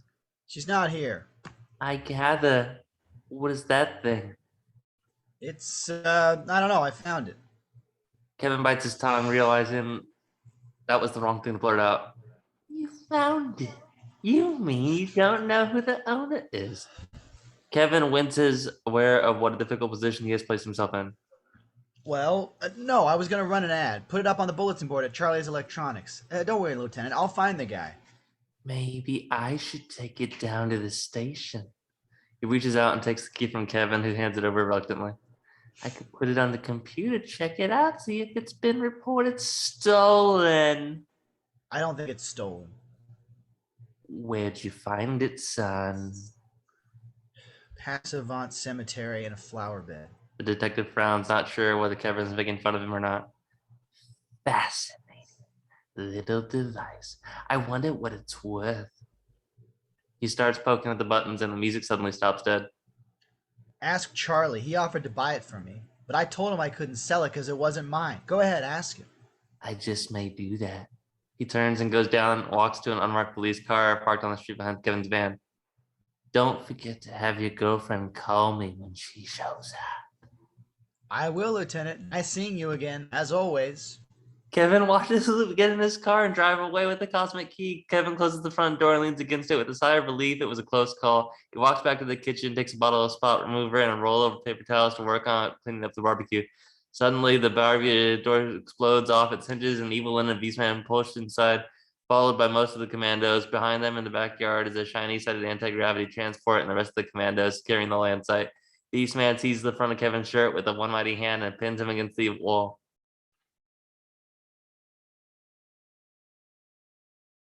You have the cosmic key. Tell me where it is. Kevin is too terrified to speak. Even the beastmen were shoving him so hard against the wall. Talk or you will die! The commandos examine the exploded microwave over and swarm all over the house, searching for the cosmic key. They tear open drawers and closets, ripping holes in walls and cutting open anything large enough to conceal it, which includes all the creamy white upholstered furniture. Get out of this house. I'm an American Beastman smashes a blow to the side of Kevin's head that sends him flying across the room to landing on the refrigerator. No, this way. She places a metal collar set with flashlights and micro circuitry around his neck. Kevin instantly stops struggling and stares straight ahead in a kind of hypnotic stupor. Evelyn adjusts some controls on the collar until the readouts are what she wants them to be. Now you will answer my question. He holds up a three-dimensional image of the cosmic key contained inside a flat piece of plastic and shows it to Kevin. Have you seen this object? Yes. Where is it? It was taken from me. Evelyn curses under her breath. Who took it? A policeman. I saw him drive off a minute ago. One of the commando calls for Evelyn outside. She leaves Kevin lying on the kitchen floor with the collar around his neck. Exterior Julie's old house night. The commando shows Evelyn ghostly images of the electronic screen on his scanner. She sees Lieutenant Lubick walk out and get in his car carrying the cosmic key and drive away. A vehicle like that can't go fast. We may be able to overtake it. All the commandos hurry back into the transport. Evelyn pauses as she is about to embark and calls out to Beastman, who's heading back to the house. Quickly, into the transport. I'm going back to kill the native. No. Get in the transport. Beastman hurries over to board the transport. Hetty again. We may wish to come back and question him later. They board the transport, which rises off the ground and glides soundlessly away, almost invisible. Interior Julie's neighbor's house, living room night. The little boy next door has been watching everything out his living room window. In the background, a sci-fi fantasy cartoon show is running unwatched on the television set. His mother comes into the room and the little boy begins to describe excitedly what they just saw next door. Mom! Next door there's these aliens from a flying saucer. Oh my god, and a hairy guy, which means like terror. And then they get in and they disappeared. His mother snaps off the TV with a worried look. Oh, I think you watch too much of this garbage, Jimmy. Mom. Exterior Julie's old house night. He-Man, Julie, Tila, and Man-at-Arms with Gwildor walk up to the house. Julie rings the doorbell. No response from within. I just talked to him on the phone. I hope the owner isn't there. He-Man touches the front door and it swings open easily, revealing the shambles inside. Julie cries out with dismay. Interior Julie's old house, front room, entrance hall night. Man and Tila draw their weapons and enter cautiously. Man-at-Arms lets Gwildor drop down from his back and then follows them inside. Julie and Gwildor are left standing nervously on the front steps. Looks like Skeletor got here before us. If Skeletor were here, there's nothing left for us to fine. That's Kevin! great. Kevin! She rushes inside, stumbling through the debris left by Evil Lynn's search party. Interior Julie's old house, kitchen night. Kevin is lying semi-conscious on the floor where Evil Lynn left him with a strange metal collar around his throat. A trickle of blood runs down from his nose. Julie kneels by his side, tears in his eyes. Kevin, are you all right? They asked me for the cosmic key, but I don't have it. He-Man kneels over him. Where is it? The Detective Lubick took it. The police beat you up like this? No. This is Skeletor's work. See? The collar of Aldrubar. They were questioning him. Who put this on your neck? A woman dressed like her. But her hair was dark and a monster thing, all fur and teeth. That must be Beastman. And the woman would be Evil Lynn. If she is here, Skeletor will not be far behind. He removes the collar from Kevin's neck. He sits up, blinks several times, rubs his neck, and looks around with like wonder. Someone who is just awakened in unfamiliar surroundings. Julie, I was so worried about you. Who are these people? They're friends. They saved my life. Kevin struggles to his feet and stares at the disastrous condition of the house has been left behind and Evil Lynn's troop. Look at this mess. The new owner's gonna kill us. Wildor enters the hall. If there is going to be bloodshed, I want to leave. Kevin looks up, sees him, and registers in astonishment. Interior, Charlie's music and electronics night. Detective Lubick walks into Charlie's door with a cosmic key and puts it on the counter. That's the second one of those I've seen today. Yeah? A kid was in here trying to sell me one just like that. Did he say it was his? I wouldn't buy no stolen goods. Come to think of it, he was a little jumpy, a little bit. He heard a police siren and he was out of here like a shot. Here, let me see that. Was it Kevin Paglara? Yeah, it was Kevin Pago. Interior Julie's living room night. They are having a council of war in the midst of the devastation that is the living room. He-Man is speaking to Julie and Kevin. You have met the agents of Skeletor. You can imagine what our world will be like if he is not defeated. Listen, I don't know who you guys are, but Julie trusts you. And that's important to me. But I've got my own problems. There is something else to consider. They have found your world. Lush, undefended, ripe for the plucking. How long will it be before Skeletor decides to make this place part of his evil empire? Kevin, isn't there some way we can find out where the policeman went? He said he might drop by Charlie's. Then let's go there. It's worth a try. We can all squeeze into your van. The attorney and stand up ready to go. Oh, wait a minute. I didn't agree to anything. Kevin, we have to talk to the police sooner or later, and we have to tell them the truth, or how are we going to explain all of this? She gestures helplessly at the shambles of the old house. Kevin realizes she has a point. Nobody will take our word for it, but if we can show them what we're talking about. Kevin looks at Gwildor and the attorney, and they do make pretty good collaborating evidence for this incredible story. Okay, I'll do it. Julie hugs him. The attorney ends give Kevin and attorney in battle salute and grasp his arm as a palpable feeling of camaraderie spreads through the intrepid little band. Interior Kevin's van night. Kevin is driving. Julie is beside him. Distant thunder of an approaching storm. The attorneys are jammed into the rear of the van among the packing boxes and Julie's mom deer sculpture, which has been rescued from the dumpster. The radio is on. In local news, county public health authorities are unable to explain a bizarre epidemic of an unknown sleeping sickness which struck 25 people today, including a city policeman. Toxic waste is suspected, but no. He reaches over from the back seat and turns off the radio. What if he's not there? Then we'll drive to the police station. But I better go in by myself and explain things first. The police aren't good at unusual situations. We've already noticed this. If you go in alone, how do we know you will not simply abandon us? We are in a strange world, Tila. We must trust the friends we have. You see here, city street intersection night. The distant storm is getting closer. The occasional flash of heat, light, and flickers on the horizon. Evil Lynn and her commandos are scanning the intersection with their time scanner. Faint ghost-like images appear on the electronic screen. Luke's police car turning the corner and heading into the night. Cats Man, the rain will wash out this trail. An indicator begins to flash on a piece of electronic equipment. Someone is using the key again. Lock on the signal. Interior Charlie's electronics store night. Detective Lubick is watching Charlie punching buttons on the cosmic key, which makes an occasional squawk or bleep. Kevin walks in the door. Oh, Lieutenant. Gee, am I ever glad to see you. Kevin reaches for the cosmic key, but Detective Lubick holds it away out of his grasp. What are you doing yet, girl?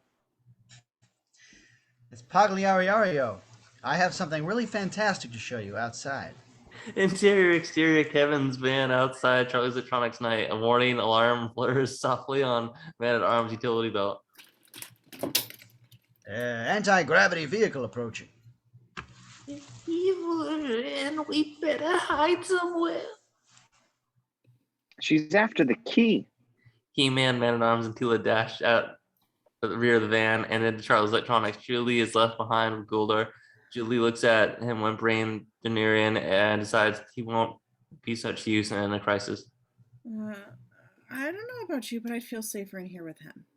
She climbs out of the van and follows He-Man up the steps. Interior of Charlie's electronics store night. He-Man, Tila, and Man-at-Arms rush into the store with Julie not far behind. The detective turns and looks at them with astonishment. He-Man moves next to the detective and takes the cosmic key out of his hand before he can react. I'll take this now. He-Man clips the key onto his belt where it hangs blinking and glowing. Detective reaches into his coat and draws his revolver from its shoulder holster. Freeze, all of you. Call 911 and tell him Detective Lubick wants backup. That's a code 34. You are making a mistake. We are not your enemies. There's I a must break you. man down at City Hospital says 3 guys of your description drugged him today. Drugging a cop is a felony in this state. The detective whips out a pair of handcuffs and slaps them on He-Man's wrist. He-Man waits patiently to see how his native guys, Julie and Kevin, will handle this little... Contretemps. Yeah. And I bet you're the missing firebug. Would you just stop being so macho for a minute and stop eating your goddamn donuts and listen to our frickin' story? Lubick isn't listening to her. He's too busy trying to tug a second pair of handcuffs out of his inside coat pocket while informing He-Man of his rights. You have the right to remain silent and attorney. Eternia. How do you know we're from Eternia? Tila kicks the detective's gun hand and his practiced bit of teamwork. Man-at-Arms seizes the gun, holds it, pointing at the ceiling. Tila steps in behind the detective and slips a chokehold around his neck faster than he knows what hit him. Lying slave of Skeletor. I thought you had the smell of Snake Mountain about you. The detective manages to fire one round, which embeds itself harmlessly in the ceiling before he is forced to drop his gun onto the floor. Kevin scoops up the discarded revolver. You people are in big trouble. Charlie ducks down behind counter, hoping to escape a shootout. Easy, Tila. There may be a reasonable explanation. He wasn't saying Eternia. He was trying to say something about your right to a lawyer. What's a lawyer? He-Man flexes his muscles and the handcuffs on his wrist shatter into pieces like spun sugar. Oh. The detective's eyes bug out as a casual feat. Let me go, or you're all dead meat. Julie stands on a few steps away from the angry confrontation. Then she turns her head on a sudden impulse and sees a woman outside in the alley, beckoning through the glass paneled rear door. Julie's face lights up with a beautiful smile. Her eyes glaze over and she walks unnoticed over to the alley door as if in a trance. You have to understand these people do things a little differently. You're going to reform school, kid. Accessory to assault, resisting arrest, kidnapping an officer. Exterior alley behind the electronics store. Julie approaches the woman, beckoning to her in the alley. It's her mother, the same woman we saw in the photograph earlier. Mother? Her mother smiles at her with all the warmth of a mother's love for her only child. Yes, it's me, darling. But I went to your funeral. My poor dear, I'm sorry to frighten you. It must have been a terrible ordeal, but we had to disappear like that. We're on a top secret mission for the president. Your father, waiting outside in the car. We've missed you so much. Tears of joy fill Julie's eyes. She embraces her mother. Oh, Mom, I really love you. It's really you. Mrs. Winston puts her lips close to Julie's ear and whispers urgently, "Listen, Ty, your new friend, the big one, has something I need. The shiny metal thing with the keen lights. Go back in. Wait till he's distracted and grab it. Understand?" Sure, Mom. But, Mom, how did you find me here? At this store? It's a long story. Your father will explain everything. Now quickly, back inside and bring me that thing Julie turns and goes back inside the store, interior electronics store. Julie enters the back door and drops us early. To her friends, Kevin looks at her funny. Where did you go? Oh, Kevin, they're alive. They're not dead after all. Kevin puts his hands on her shoulder and looks into her eyes with concern. What's the matter with you? The front door of the store leading to the street crashes in order to hear the explosion. Beastman stands there, his weapon drawn, flanked by a cohort of the robot warriors. The Gate.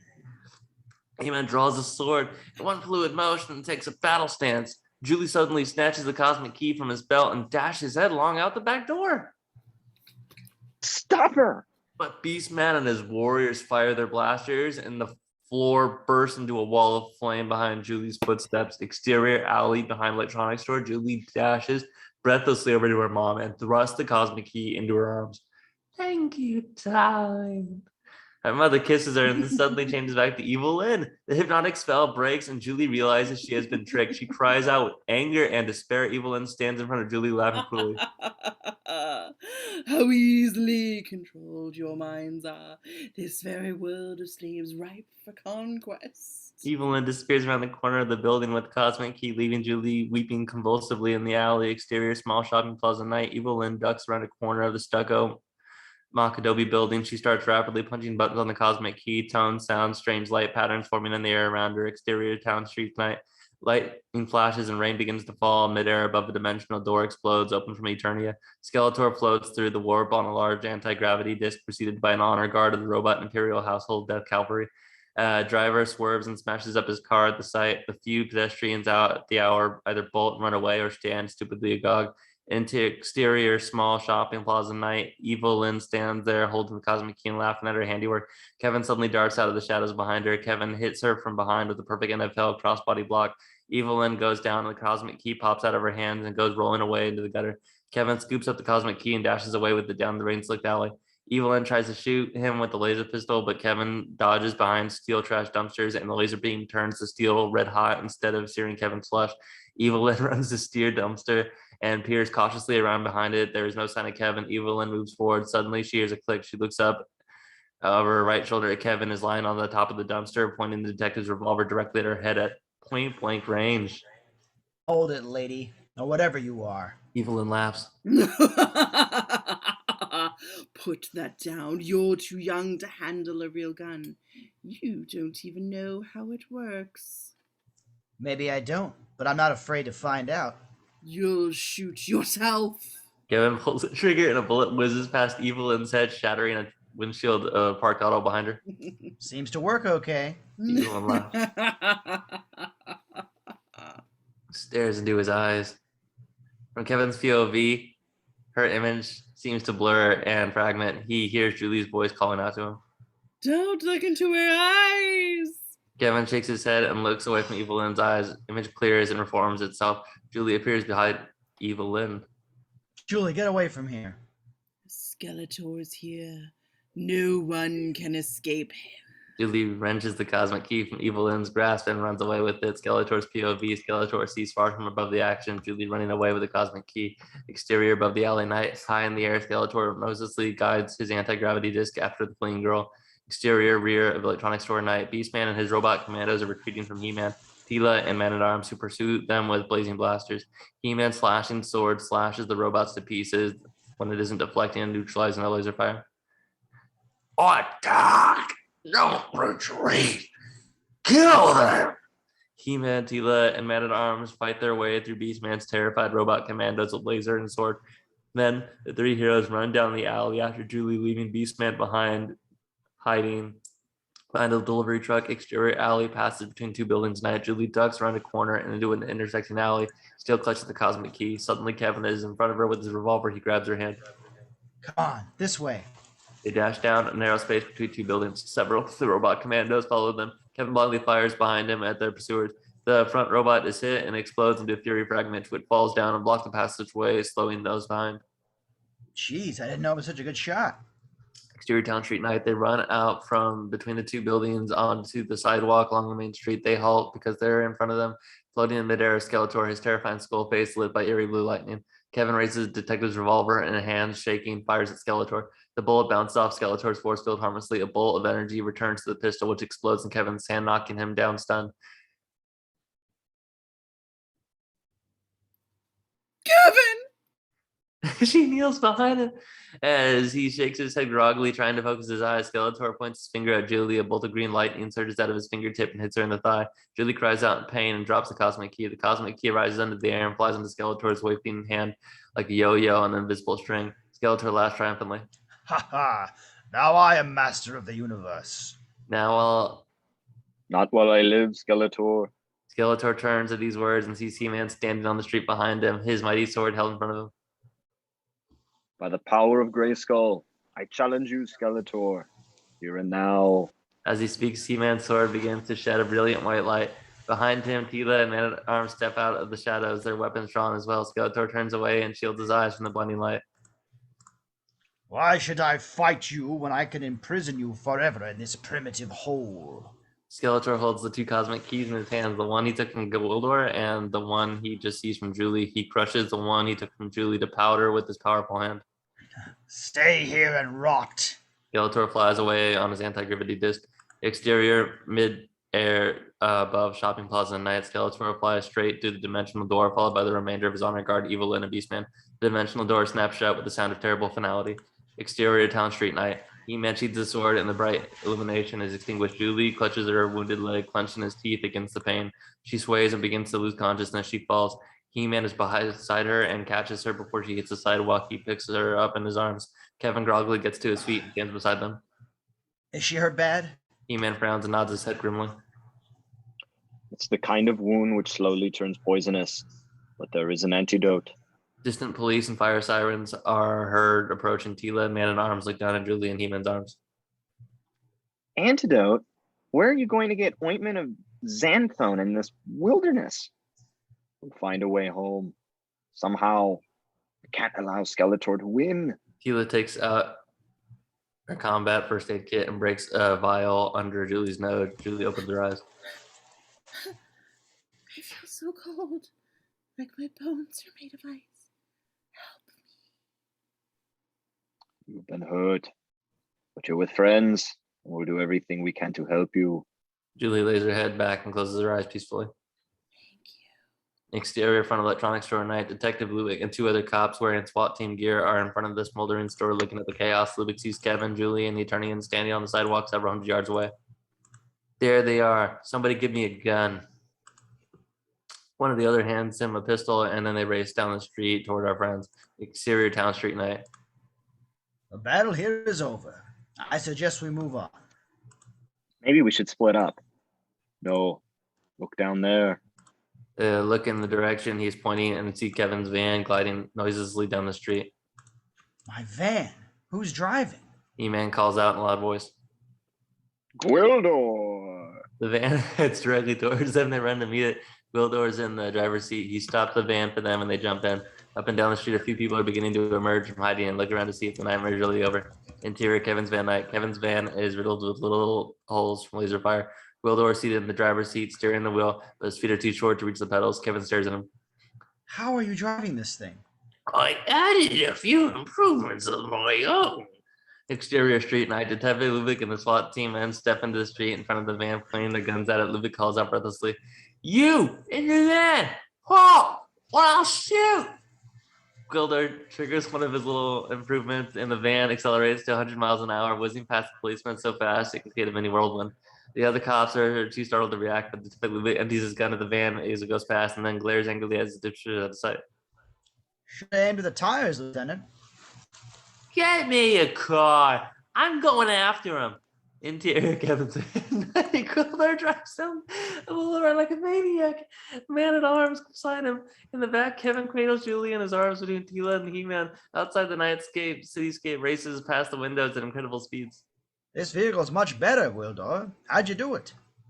I wanted badly to get away from where I was, and I knew I couldn't master their crude combustion technology in time, so I attached a thought-controlled rotor ring to the rear wheel axle. Good solution. I wonder why they haven't thought of it here. In the back, Kevin strokes Julie's forever brow while Tila examines the wound on her leg, which is rapidly growing dark circle. What's gonna happen to her? The fire of Snake Mountain makes a wound which does not heal. She will wake up and sleep, wake and sleep, till she wakes no more. We've got to stop and get some water. She's burning up with fever. Exterior street, park, fountain night. Gwildor stops the van in front of a large illuminated fountain in the city park. He-Man carries the unconscious Julie out of the van and sets her down on the concrete edge of the fountain. Kevin dips a rag in the water and sponges her forehead and wrist with the cool water. Tila joins him and Gwildor and Man-at-Arms watching the van. If we can return to Castle Grayskull before it's too late, we will send the antidote back to them. But Skeletor destroyed the key. Gwildor built the first two. He may be able to make another. I had the resources of an entire planet of the best computers in the world. Without that, it would be impossible. Isn't it easier to build one if you've done it twice before? You don't understand. Opening a dimensional door is relatively easy, but Gwildor's key could calculate the unique tuning of the resonant frequencies between Eternia and this place. That code sequence was lost forever, and Skeletor destroyed my key. Kevin looks up for the first time during this conversation. He crosses to the van and fishes his portable miniature battery-operated synthesizer out of the junk piled in the back. The synthesizer plays the characteristic sequence of sounds played by the cosmic key. That's it. How did you do that? Kevin tries to look modest, but the Eternians are all of a sudden enormously excited. I transferred it to my synthesizer so I could learn to play it. I thought it would make a good intro for a song. He-Man turns to Gwildor. What else do you need? All I need is a Bosonic Tesseract, an octo rectifier, and about 50,000 quarts of electricity. Man-at-Arms stares, pat in his pocket, searching in his utility belt. Tila removes a cartridge from one of her guns. I had an octode rectifier right here someplace. Yes, here it is. Here's the Tesseract. There's a power station a few blocks over that way. I don't know how much a quart is, but it controls the power for the whole town. Sit in front and show Gwildor the way. He-Man carries Julie back to the van. They all climb in, and Gwildor drives away, more sedately this time. Interior, Detective Lubick's unmarked police car night. Detective Lubick has been parked 100 yards down the street from the fountain, watching with the binoculars. He starts up his car and follows discreetly. This is Unit 7 following suspects onto Redwood Avenue, heading west. Alert backup units and SWAT team. Exterior power substation night. Gwildor parks the van alongside the chain link fence around a vast complex of giant humming transformers. They get out of the van, and Gwildor and Man-at-Arms begin to make their preparation in the illuminated circle beneath the street lamp. They hook up Gwildor's gadgets with Kevin's synthesizer, the rectifier, and the Tesseract. He-Man props Julie up against the side of the van. Her eyes are open. She is bundled up in an old blanket and a cloak to the Eternians. Tila prowls nervously around the perimeter, staring into the night. He-Man joins her. I don't like it. We're too exposed here. I know what you mean, but we'll be away from here soon. Exterior street near power substation night. Detective Lubick parks his car with the lights off 100 yards away from the power substation. He radios in, sparking softly but with great urgency. This is Unit 7. Suspects are parked outside power substation. Looks like they're preparing to sabotage the electric lines. All SWAT units move in fast. Exterior power substation night. Kevin is kneeling beside Julie, who is shivering with cold. I'm sorry I got you all into this. It wasn't your fault. Yes, it is. I found the damn thing. Hey, don't say that. We're a team. We stick together through thick and thin. Till death do us part. An awkward pause, which Kevin tries to dispel. Or until we decide to start dating other people. Oh, The damn! guy who said ditto. Fuck. Felix smiles at his attempt at breaking the somber mood. Somber. Wow. Exterior area around power station, night. Detective Lubick is crawling through darkened front yards towards the van, keeping low, using the landscaping for cover. Beside him are 24 members of the SWAT squad with automatic weapons. Exterior power station, night. Gwildor points a device on a tripod up at one of the transformers. Crossover. A crackling finger of electricity flows from the transformer and enters Gwildor's device. Cut to interior living room of neighbors of Julie's old house, night. The mother who told her little boy he watched too much television earlier is sitting on the couch watching TV with her husband. The lights flicker and dim. The picture on the TV screen shrinks to half size. Damn. I hope this is over before Miami Vice. Cut to exterior, power station, night.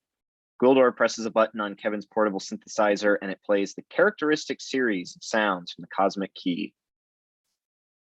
Ready, everyone? The dimensional door to Eternia begins to open in front of the van. He-Man stops beside Julie and Kevin on his way to the door. My people are grateful for all of your help. I will send the antidote back to this spot in 12 hours. Goodbye. And good luck. He-Man steps toward the door. Exterior, street around power station, night. Detective Lubick grabs a bullhorn from one of the SWAT team. Cover me! I'm going to make the call. Exterior, power station, night. The Eternians are in front of the dimensional door and are waving farewell to Julie and Kevin when Lubick's voice crackles out through the bullhorn. This is the police. You people in this side there, you're surrounded. Throw down your weapons and place your hands on your heads. Julie struggles to her feet, summoning the last of her strength, and shouts into the darkness. You don't understand. Leave them alone. They're going home. Kevin stays low and tries to pull her down.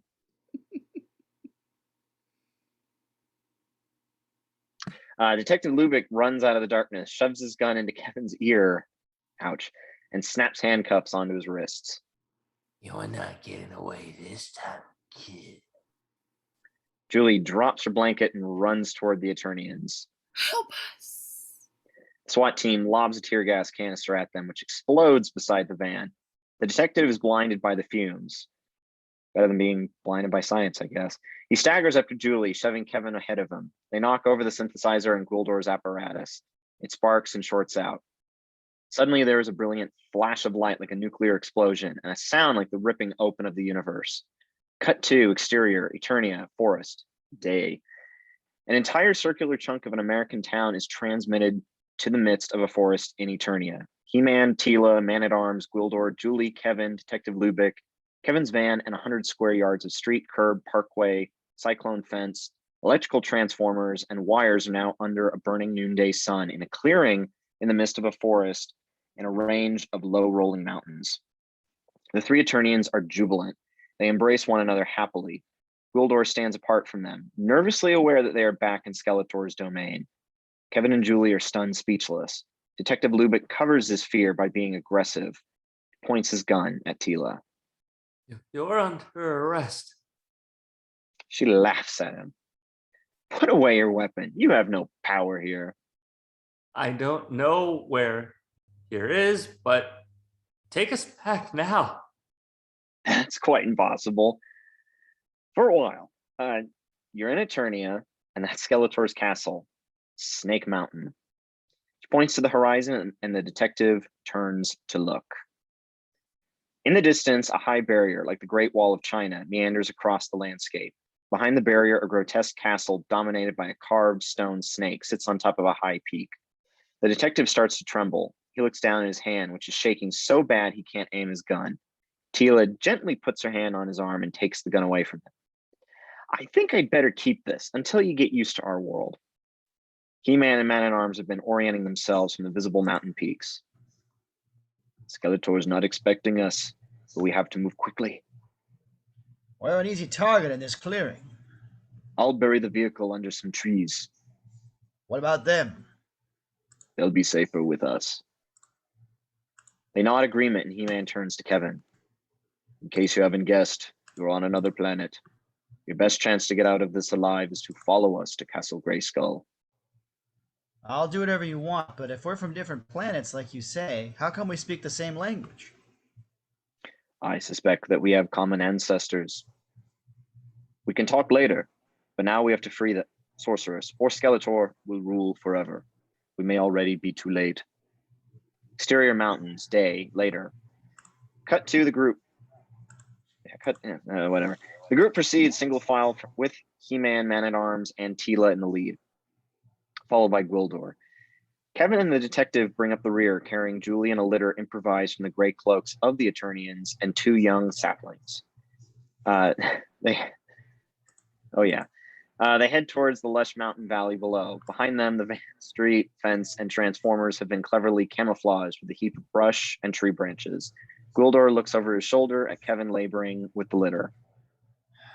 If my legs get tired, I'll ride with you for a while. We're carrying enough already. You're stronger here because the gravity's lighter and the atmosphere has more oxygen. I'd help carry you, but I'm a little short.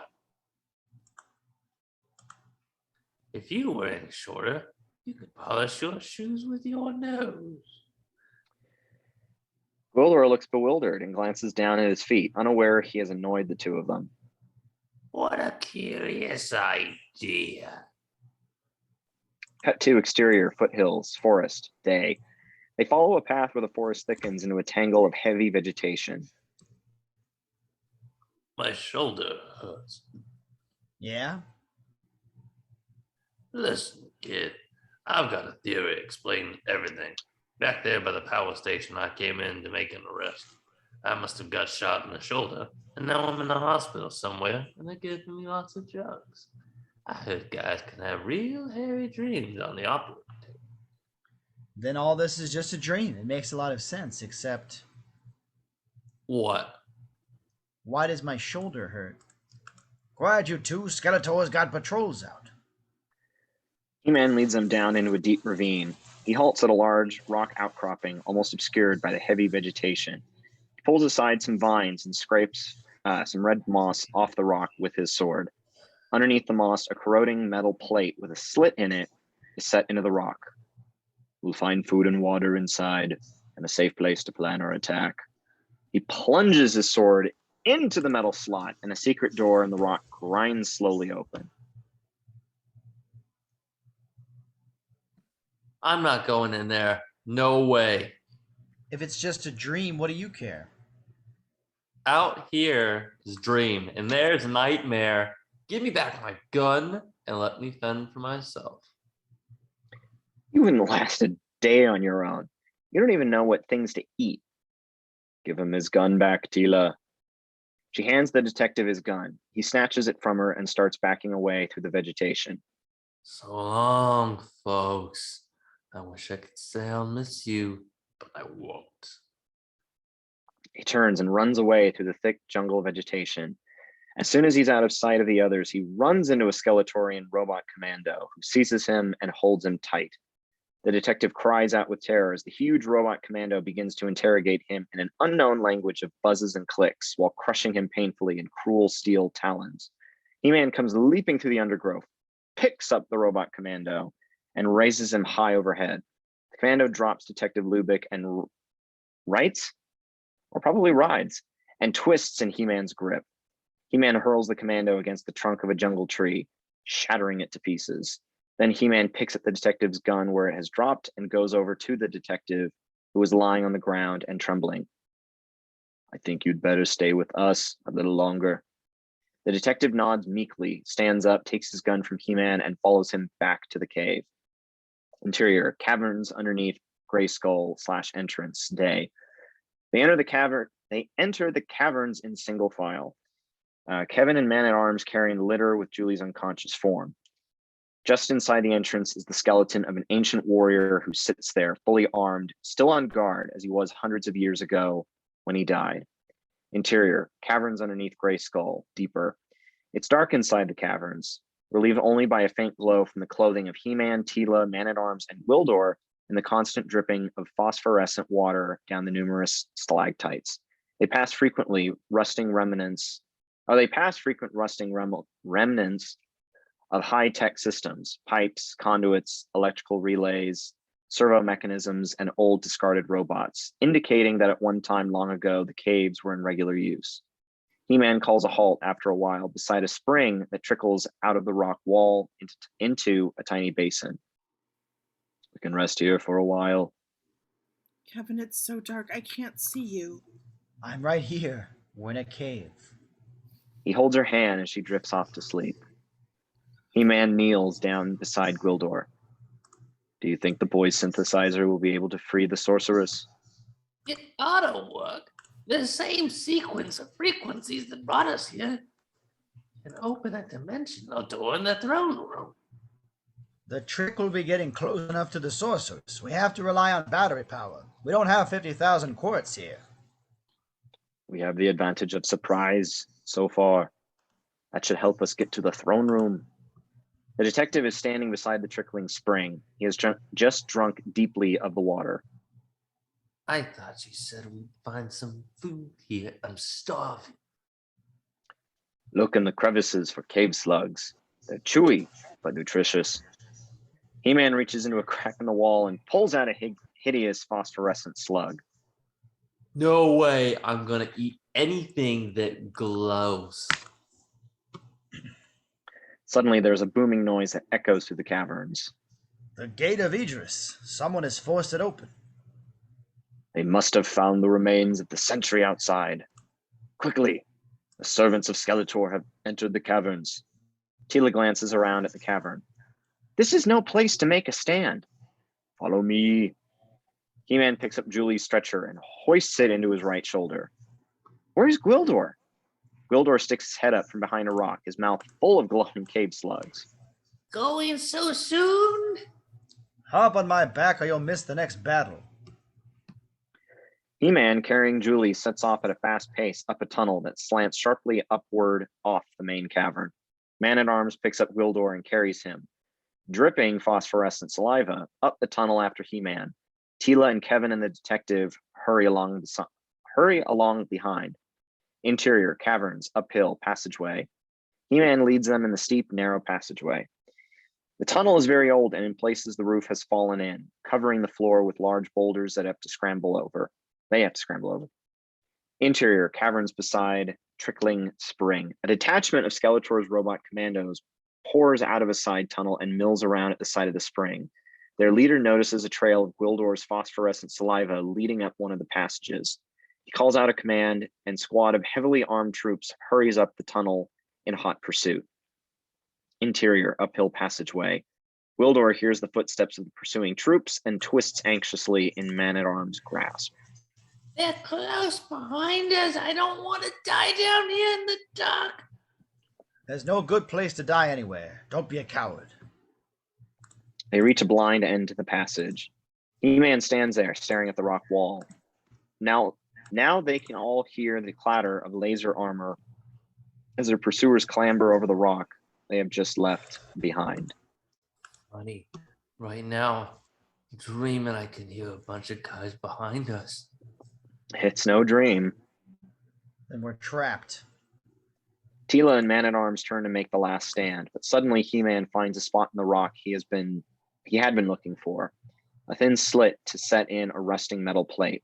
He plunges his sword deep into the slit in the rock wall. A secret door opens at the end of the tunnel and they stumble inside. Then the door closes and becomes a blind rock wall as Skeletor's troops arrive and mill around in confusion. Interior, secret chamber beneath Castle Grayskull. Ancient glow tubes automatically flicker on and they find themselves in a well-stocked stronghold. Cabinets of weapons line the walls. Shelves are full of combat rations and bottles of water. A table in the center of the room is covered with maps and charts. A thick layer of dust covers everything in the room. What is this place? A stronghold. Secret hiding place my mother showed me once. He-Man sets down Julie's stretcher on the table. He turns to Kevin and the detective in explanation. When our ancestors first came to Eternia, centuries ago, many fierce and dangerous things roamed the planet, so they built their houses underground, in caves, until they could construct the barrier you saw and confine the evil things to the night side of Eternia. It worked, until Skeletor came along. But who were your ancestors? Haven't you guessed? He-Man pulls back a sliding panel along one wall and reveals galactic star maps, NASA insignia, and a large American flag. Oh boy, let's get the fanboys going. 2 clocks are side by side on the wall showing different times. One labeled Eternia Standard Time, the other Greenwich Mean Time, Earth. It came from Earth originally. My mother was an astronaut. Kevin looks puzzled. When was that? Years in your future. Around the 22nd century. Distance is a measure of time as well as space.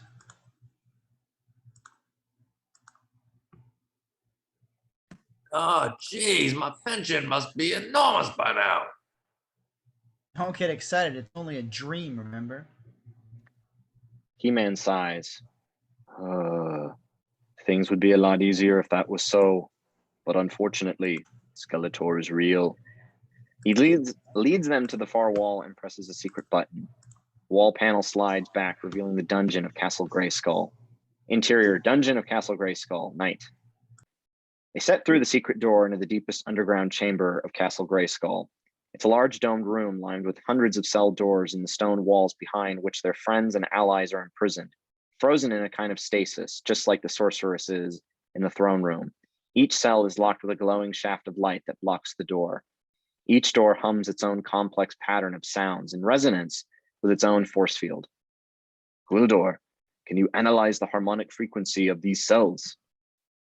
I'll try. Gwildor and Kevin take Kevin's portable synthesizer with the extra gimmicks added to it by Gwildor and attempt to match the sonic pattern of the first cage. Inside the cage, an ancient man in flowing robes and a long white beard writhes in pain. Kevin plays a sequence of tones that don't quite match. He tries over and over again until he is playing in perfect unison with the humming of the cage. It's a tricky sequence of rhythms, and counter rhythms. Amazing. How do you do that? You just sort of have to have a feel for it. Gwildor triggers his gadgets and the force field cage melts away around the old man. His name is Wizardroid, and he's a powerful magician. He steps forward and kneels before He-Man.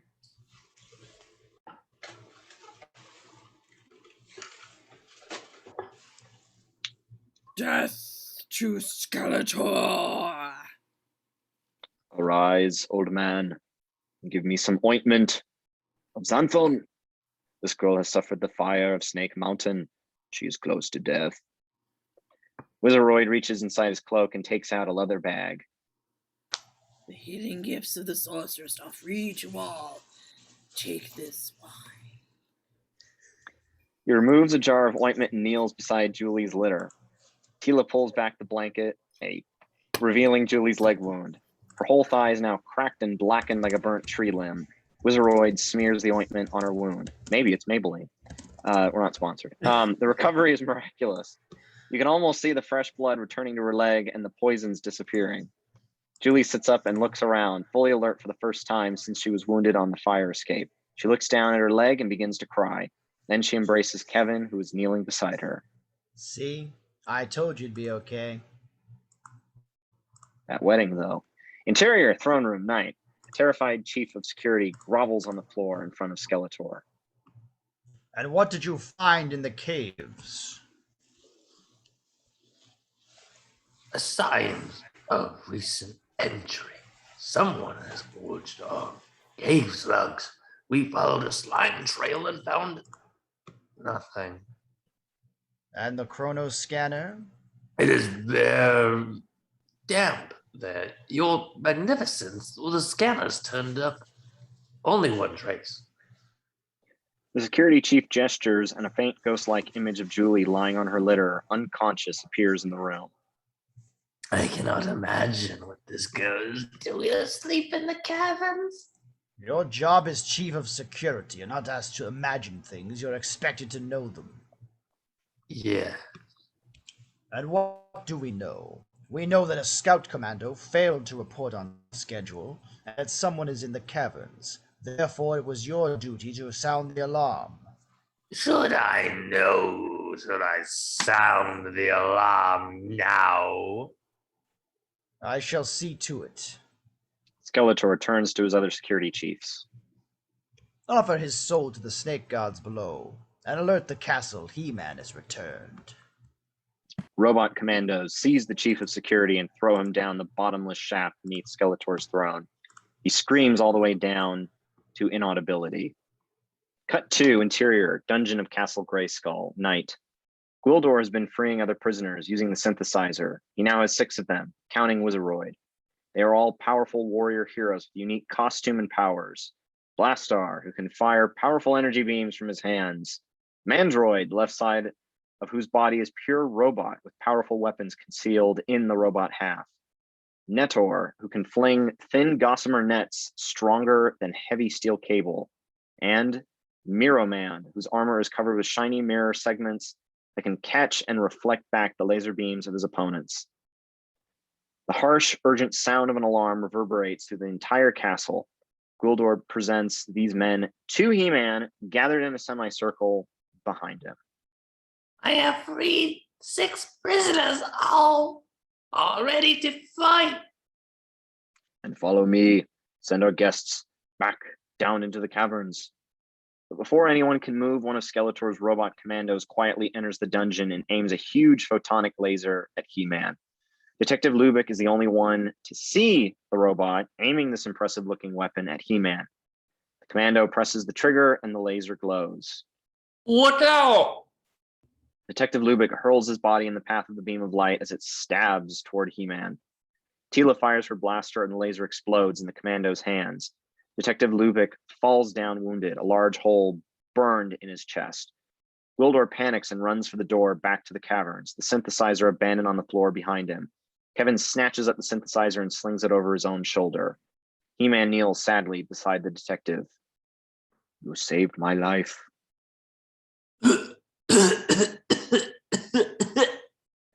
Then we're even. This is a hell of a way to end a dream. Just as I was really getting into it. The detective passes out. We'll fix you up. Good as new. He-Man gestures for Wizardroid to come take care of the detective. A full squad of Skeletor's commandos rush into the dungeon. Mirror Man reflects their laser beams back at them. Yeah, Mirror Man, what were you doing? Lubick wouldn't have this issue. Netter flings an invisible net over the commandos, binding them into a helpless bunch. Follow me by the power of Grayskull. He-Man leads his little rebel band charging past the tethered commandos and out of the dungeon. Cut 2, interior, corridors, stairs, and castle, night. Skeletor's troops pour downward in the castle toward the dungeons. While the alarm continues to sound. Cut 2, interior, other corridors, stairs, night. He-Man runs toward the 2 massive metal doors across the corridor, which are grinding slowly shut. He-Man flings his body in between the 2 closing doors. He strains with all his strength to keep them apart. The vault-like doors buckle and crack with a shriek of violated metal. He-Man pauses as his followers run past the twisted, shattered portals upward toward the throne room. Gwildor is nowhere in sight. He stops Kevin and Julie. Give me the synthesizer. Kevin shakes his head and swallows hard. I can do it better than you, better than Gwildor. You stay here with her. I'm coming too. He-Man looks at their stubborn young faces and makes a snap decision. Follow me then. He-Man, Tila, Man-at-Arms, Kevin, and Julie race forward into the throne room. Interior, throne room, night. They burst through the doors into the throne room. Skeletor is sitting on his throne. Evelyn is beside him. Sorceress is frozen in her cage of light behind him. He-Man draws his sword and it casts a brilliant light into the shadows of the throne room. Tila and Man-at-Arms fire their weapons at Skeletor and Evil Lyn. But Skeletor and Evil Lyn are surrounded by an invisible force field, and the weapons fire bounces harmlessly off the force field. Skeletor turns toward the invaders and raises his hand. He-Man, Tila, Man-at-Arms, Kevin, and Julie are held motionless, as if paralyzed by the power of Skeletor. Skeletor laughs. Did you think you could conquer me with your puny weapons? Fools! Kneel before the master of the universe. Skeletor's force field brings them to their knees. Even He-Man can't prevail against the overwhelming force, although he strains every muscle against it. Every muscle from Rocky IV. His gleaming sword falls from his hand. It's useless to resist. He's stealing the power of the sorceress. The sorceress thrashes violently in her cage behind Skeletor as she is drained of her power by Skeletor. Her body loses its color and begins to grow transparent. Evil Lyn walks over to the helpless Tila and spits at her.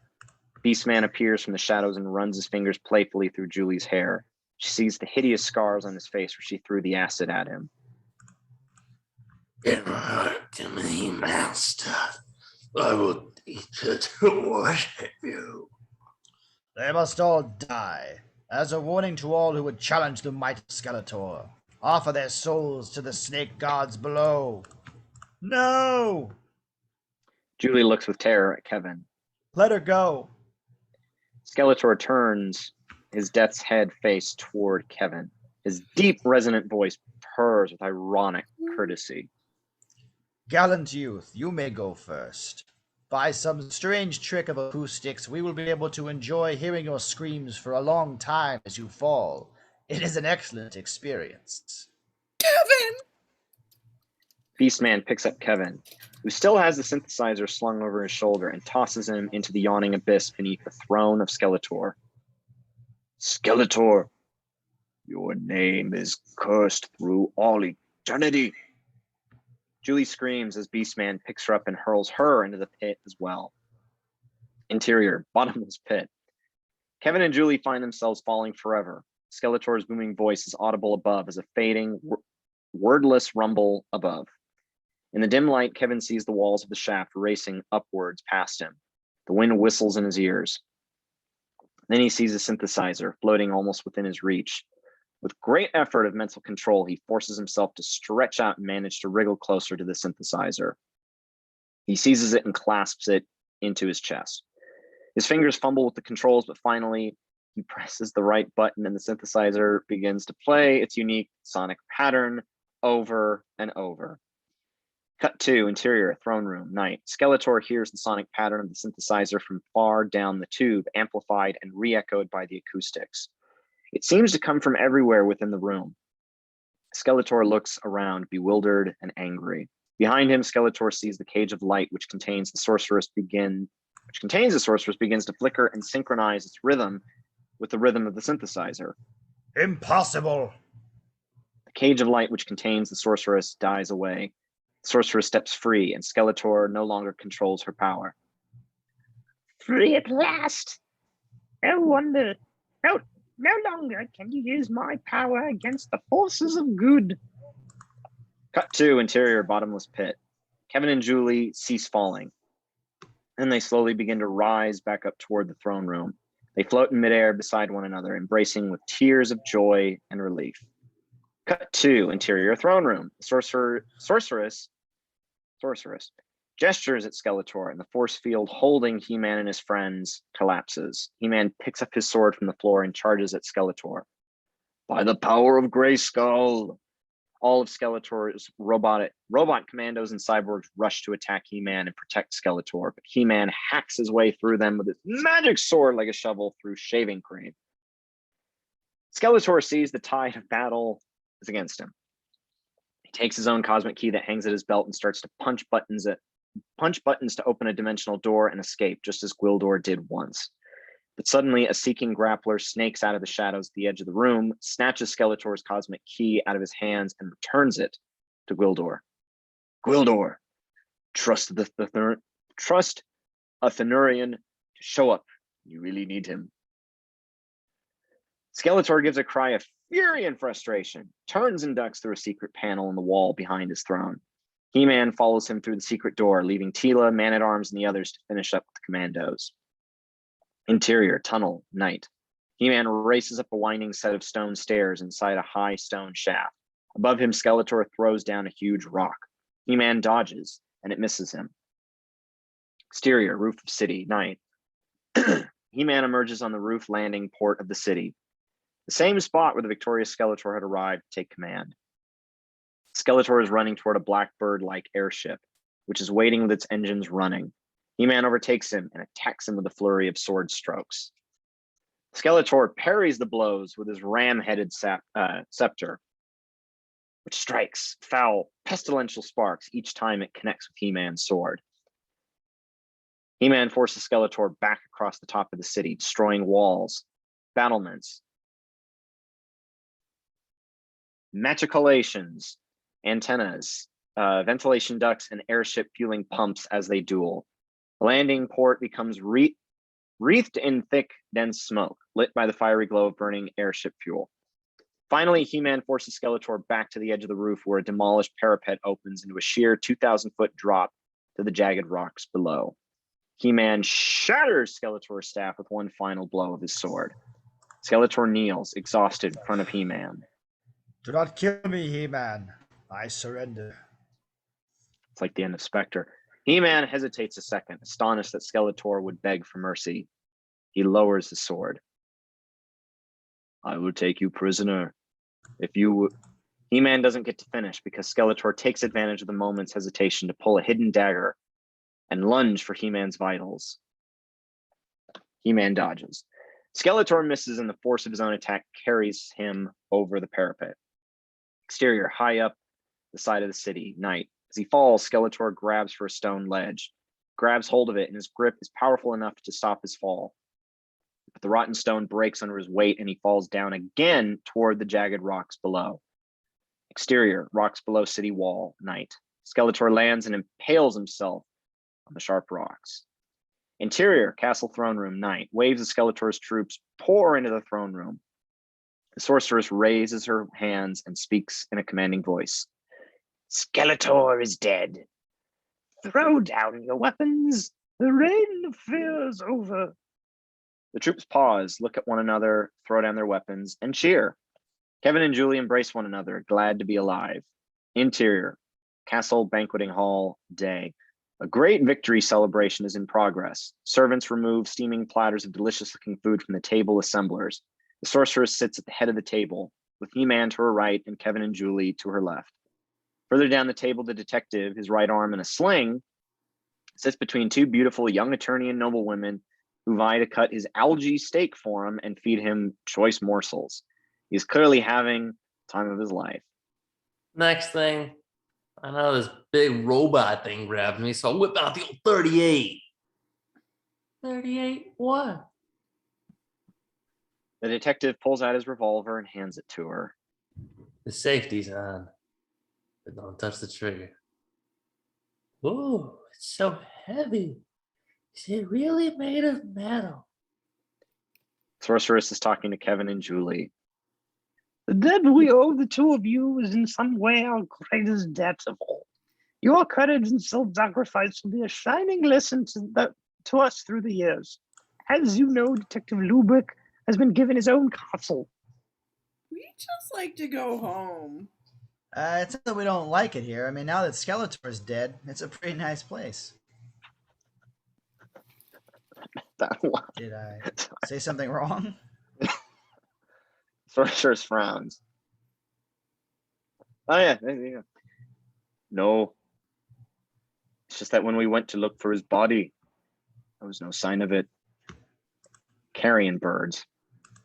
No man could have survived that fall. Sorceress smiles again and summons Gwildor. Gwildor, can you program the cosmic key to send our two friends back home? But easily. I've made some new improvements to the key. Gwildor motions for them to stand against a wall, and he begins to punch coordinates into his cosmic key. He-Man shakes their hands, and Tila kisses them on the cheek. Man-at-Arms pours a sack of small objects into Kevin's pocket. Here, I understand these are valuable back where you're headed. What are they? Carbon crystals. I think you call them diamonds. Kevin checks his pockets, and sure enough, real diamonds. Detective Lubick comes over to say goodbye with his two beauties on either side of him. So long, kids. Sure you won't come along, Detective, or Lieutenant, or whoever you are? Ah, the only thing I'll miss is the World Series. And the Mets haven't won since '69. Gwildor has finished setting the coordinates on his cosmic key. He pauses before actuating. I can send you back to any time in your history. Would you like to see them building the pyramids of Egypt? No thanks. Could we just maybe go back where we left off? As you wish. Gwildor presses the actuator button. A dimensional door opens around them. Interior, dimension warp. As the banqueting hall begins to recede from them, Julie has a desperate realization. He-Man and Teela are waving goodbye to them from far away. Wait, stop. I want to go back earlier so I can see my... The last image she sees of Eternia is Gwildor frantically pushing buttons on his cosmic key. Fade out. Interior, Julie's bedroom, morning. Julie sits up in her bed, a terrified look on her face. Her mother comes in the room. Goodbye, dear. We're going now. Where? Don't you remember? Your father sold the plane, and he's taking me for one last ride before he delivers it to the new owner. I told you last night. Mother, don't go. I don't want to lose you. Don't be silly. Mother, don't get on the plane. We go flying all the time, and you've never acted before. She shakes her head with bewilderment and walks into the next room to talk with Julie's dad in an anxious tone. Julie gets up and runs into the kitchen. Interior, Winston House, kitchen, morning. Everything is laid out on the kitchen table. Thermos of hot coffee, car keys, flight plan, navigational charts, checklist, Texaco credit card. Texaco.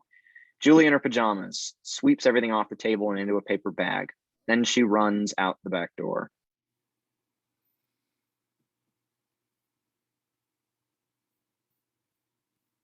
What, Mom?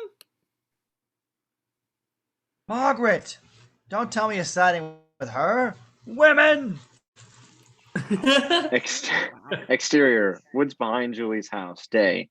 Julie runs along, barefoot. She's in bare feet again, beside a little stream, carrying the paper bag with her father's flight paraphernalia. She comes to a hole in the bank and thrusts the paper bag inside. Then she sits down on the ground, out of breath. She looks up and sees Kevin in jeans and t-shirt running toward her from the opposite direction. He comes up to her and stops, panting for breath.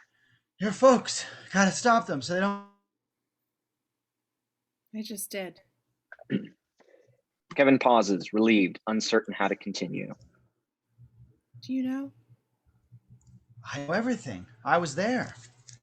He reaches into his pocket, takes out a handful of diamonds, and shows her. She takes his other hand in hers and whispers the word. It's now their secret to share. Eternia by K Jewelers. Eternia. Ditto.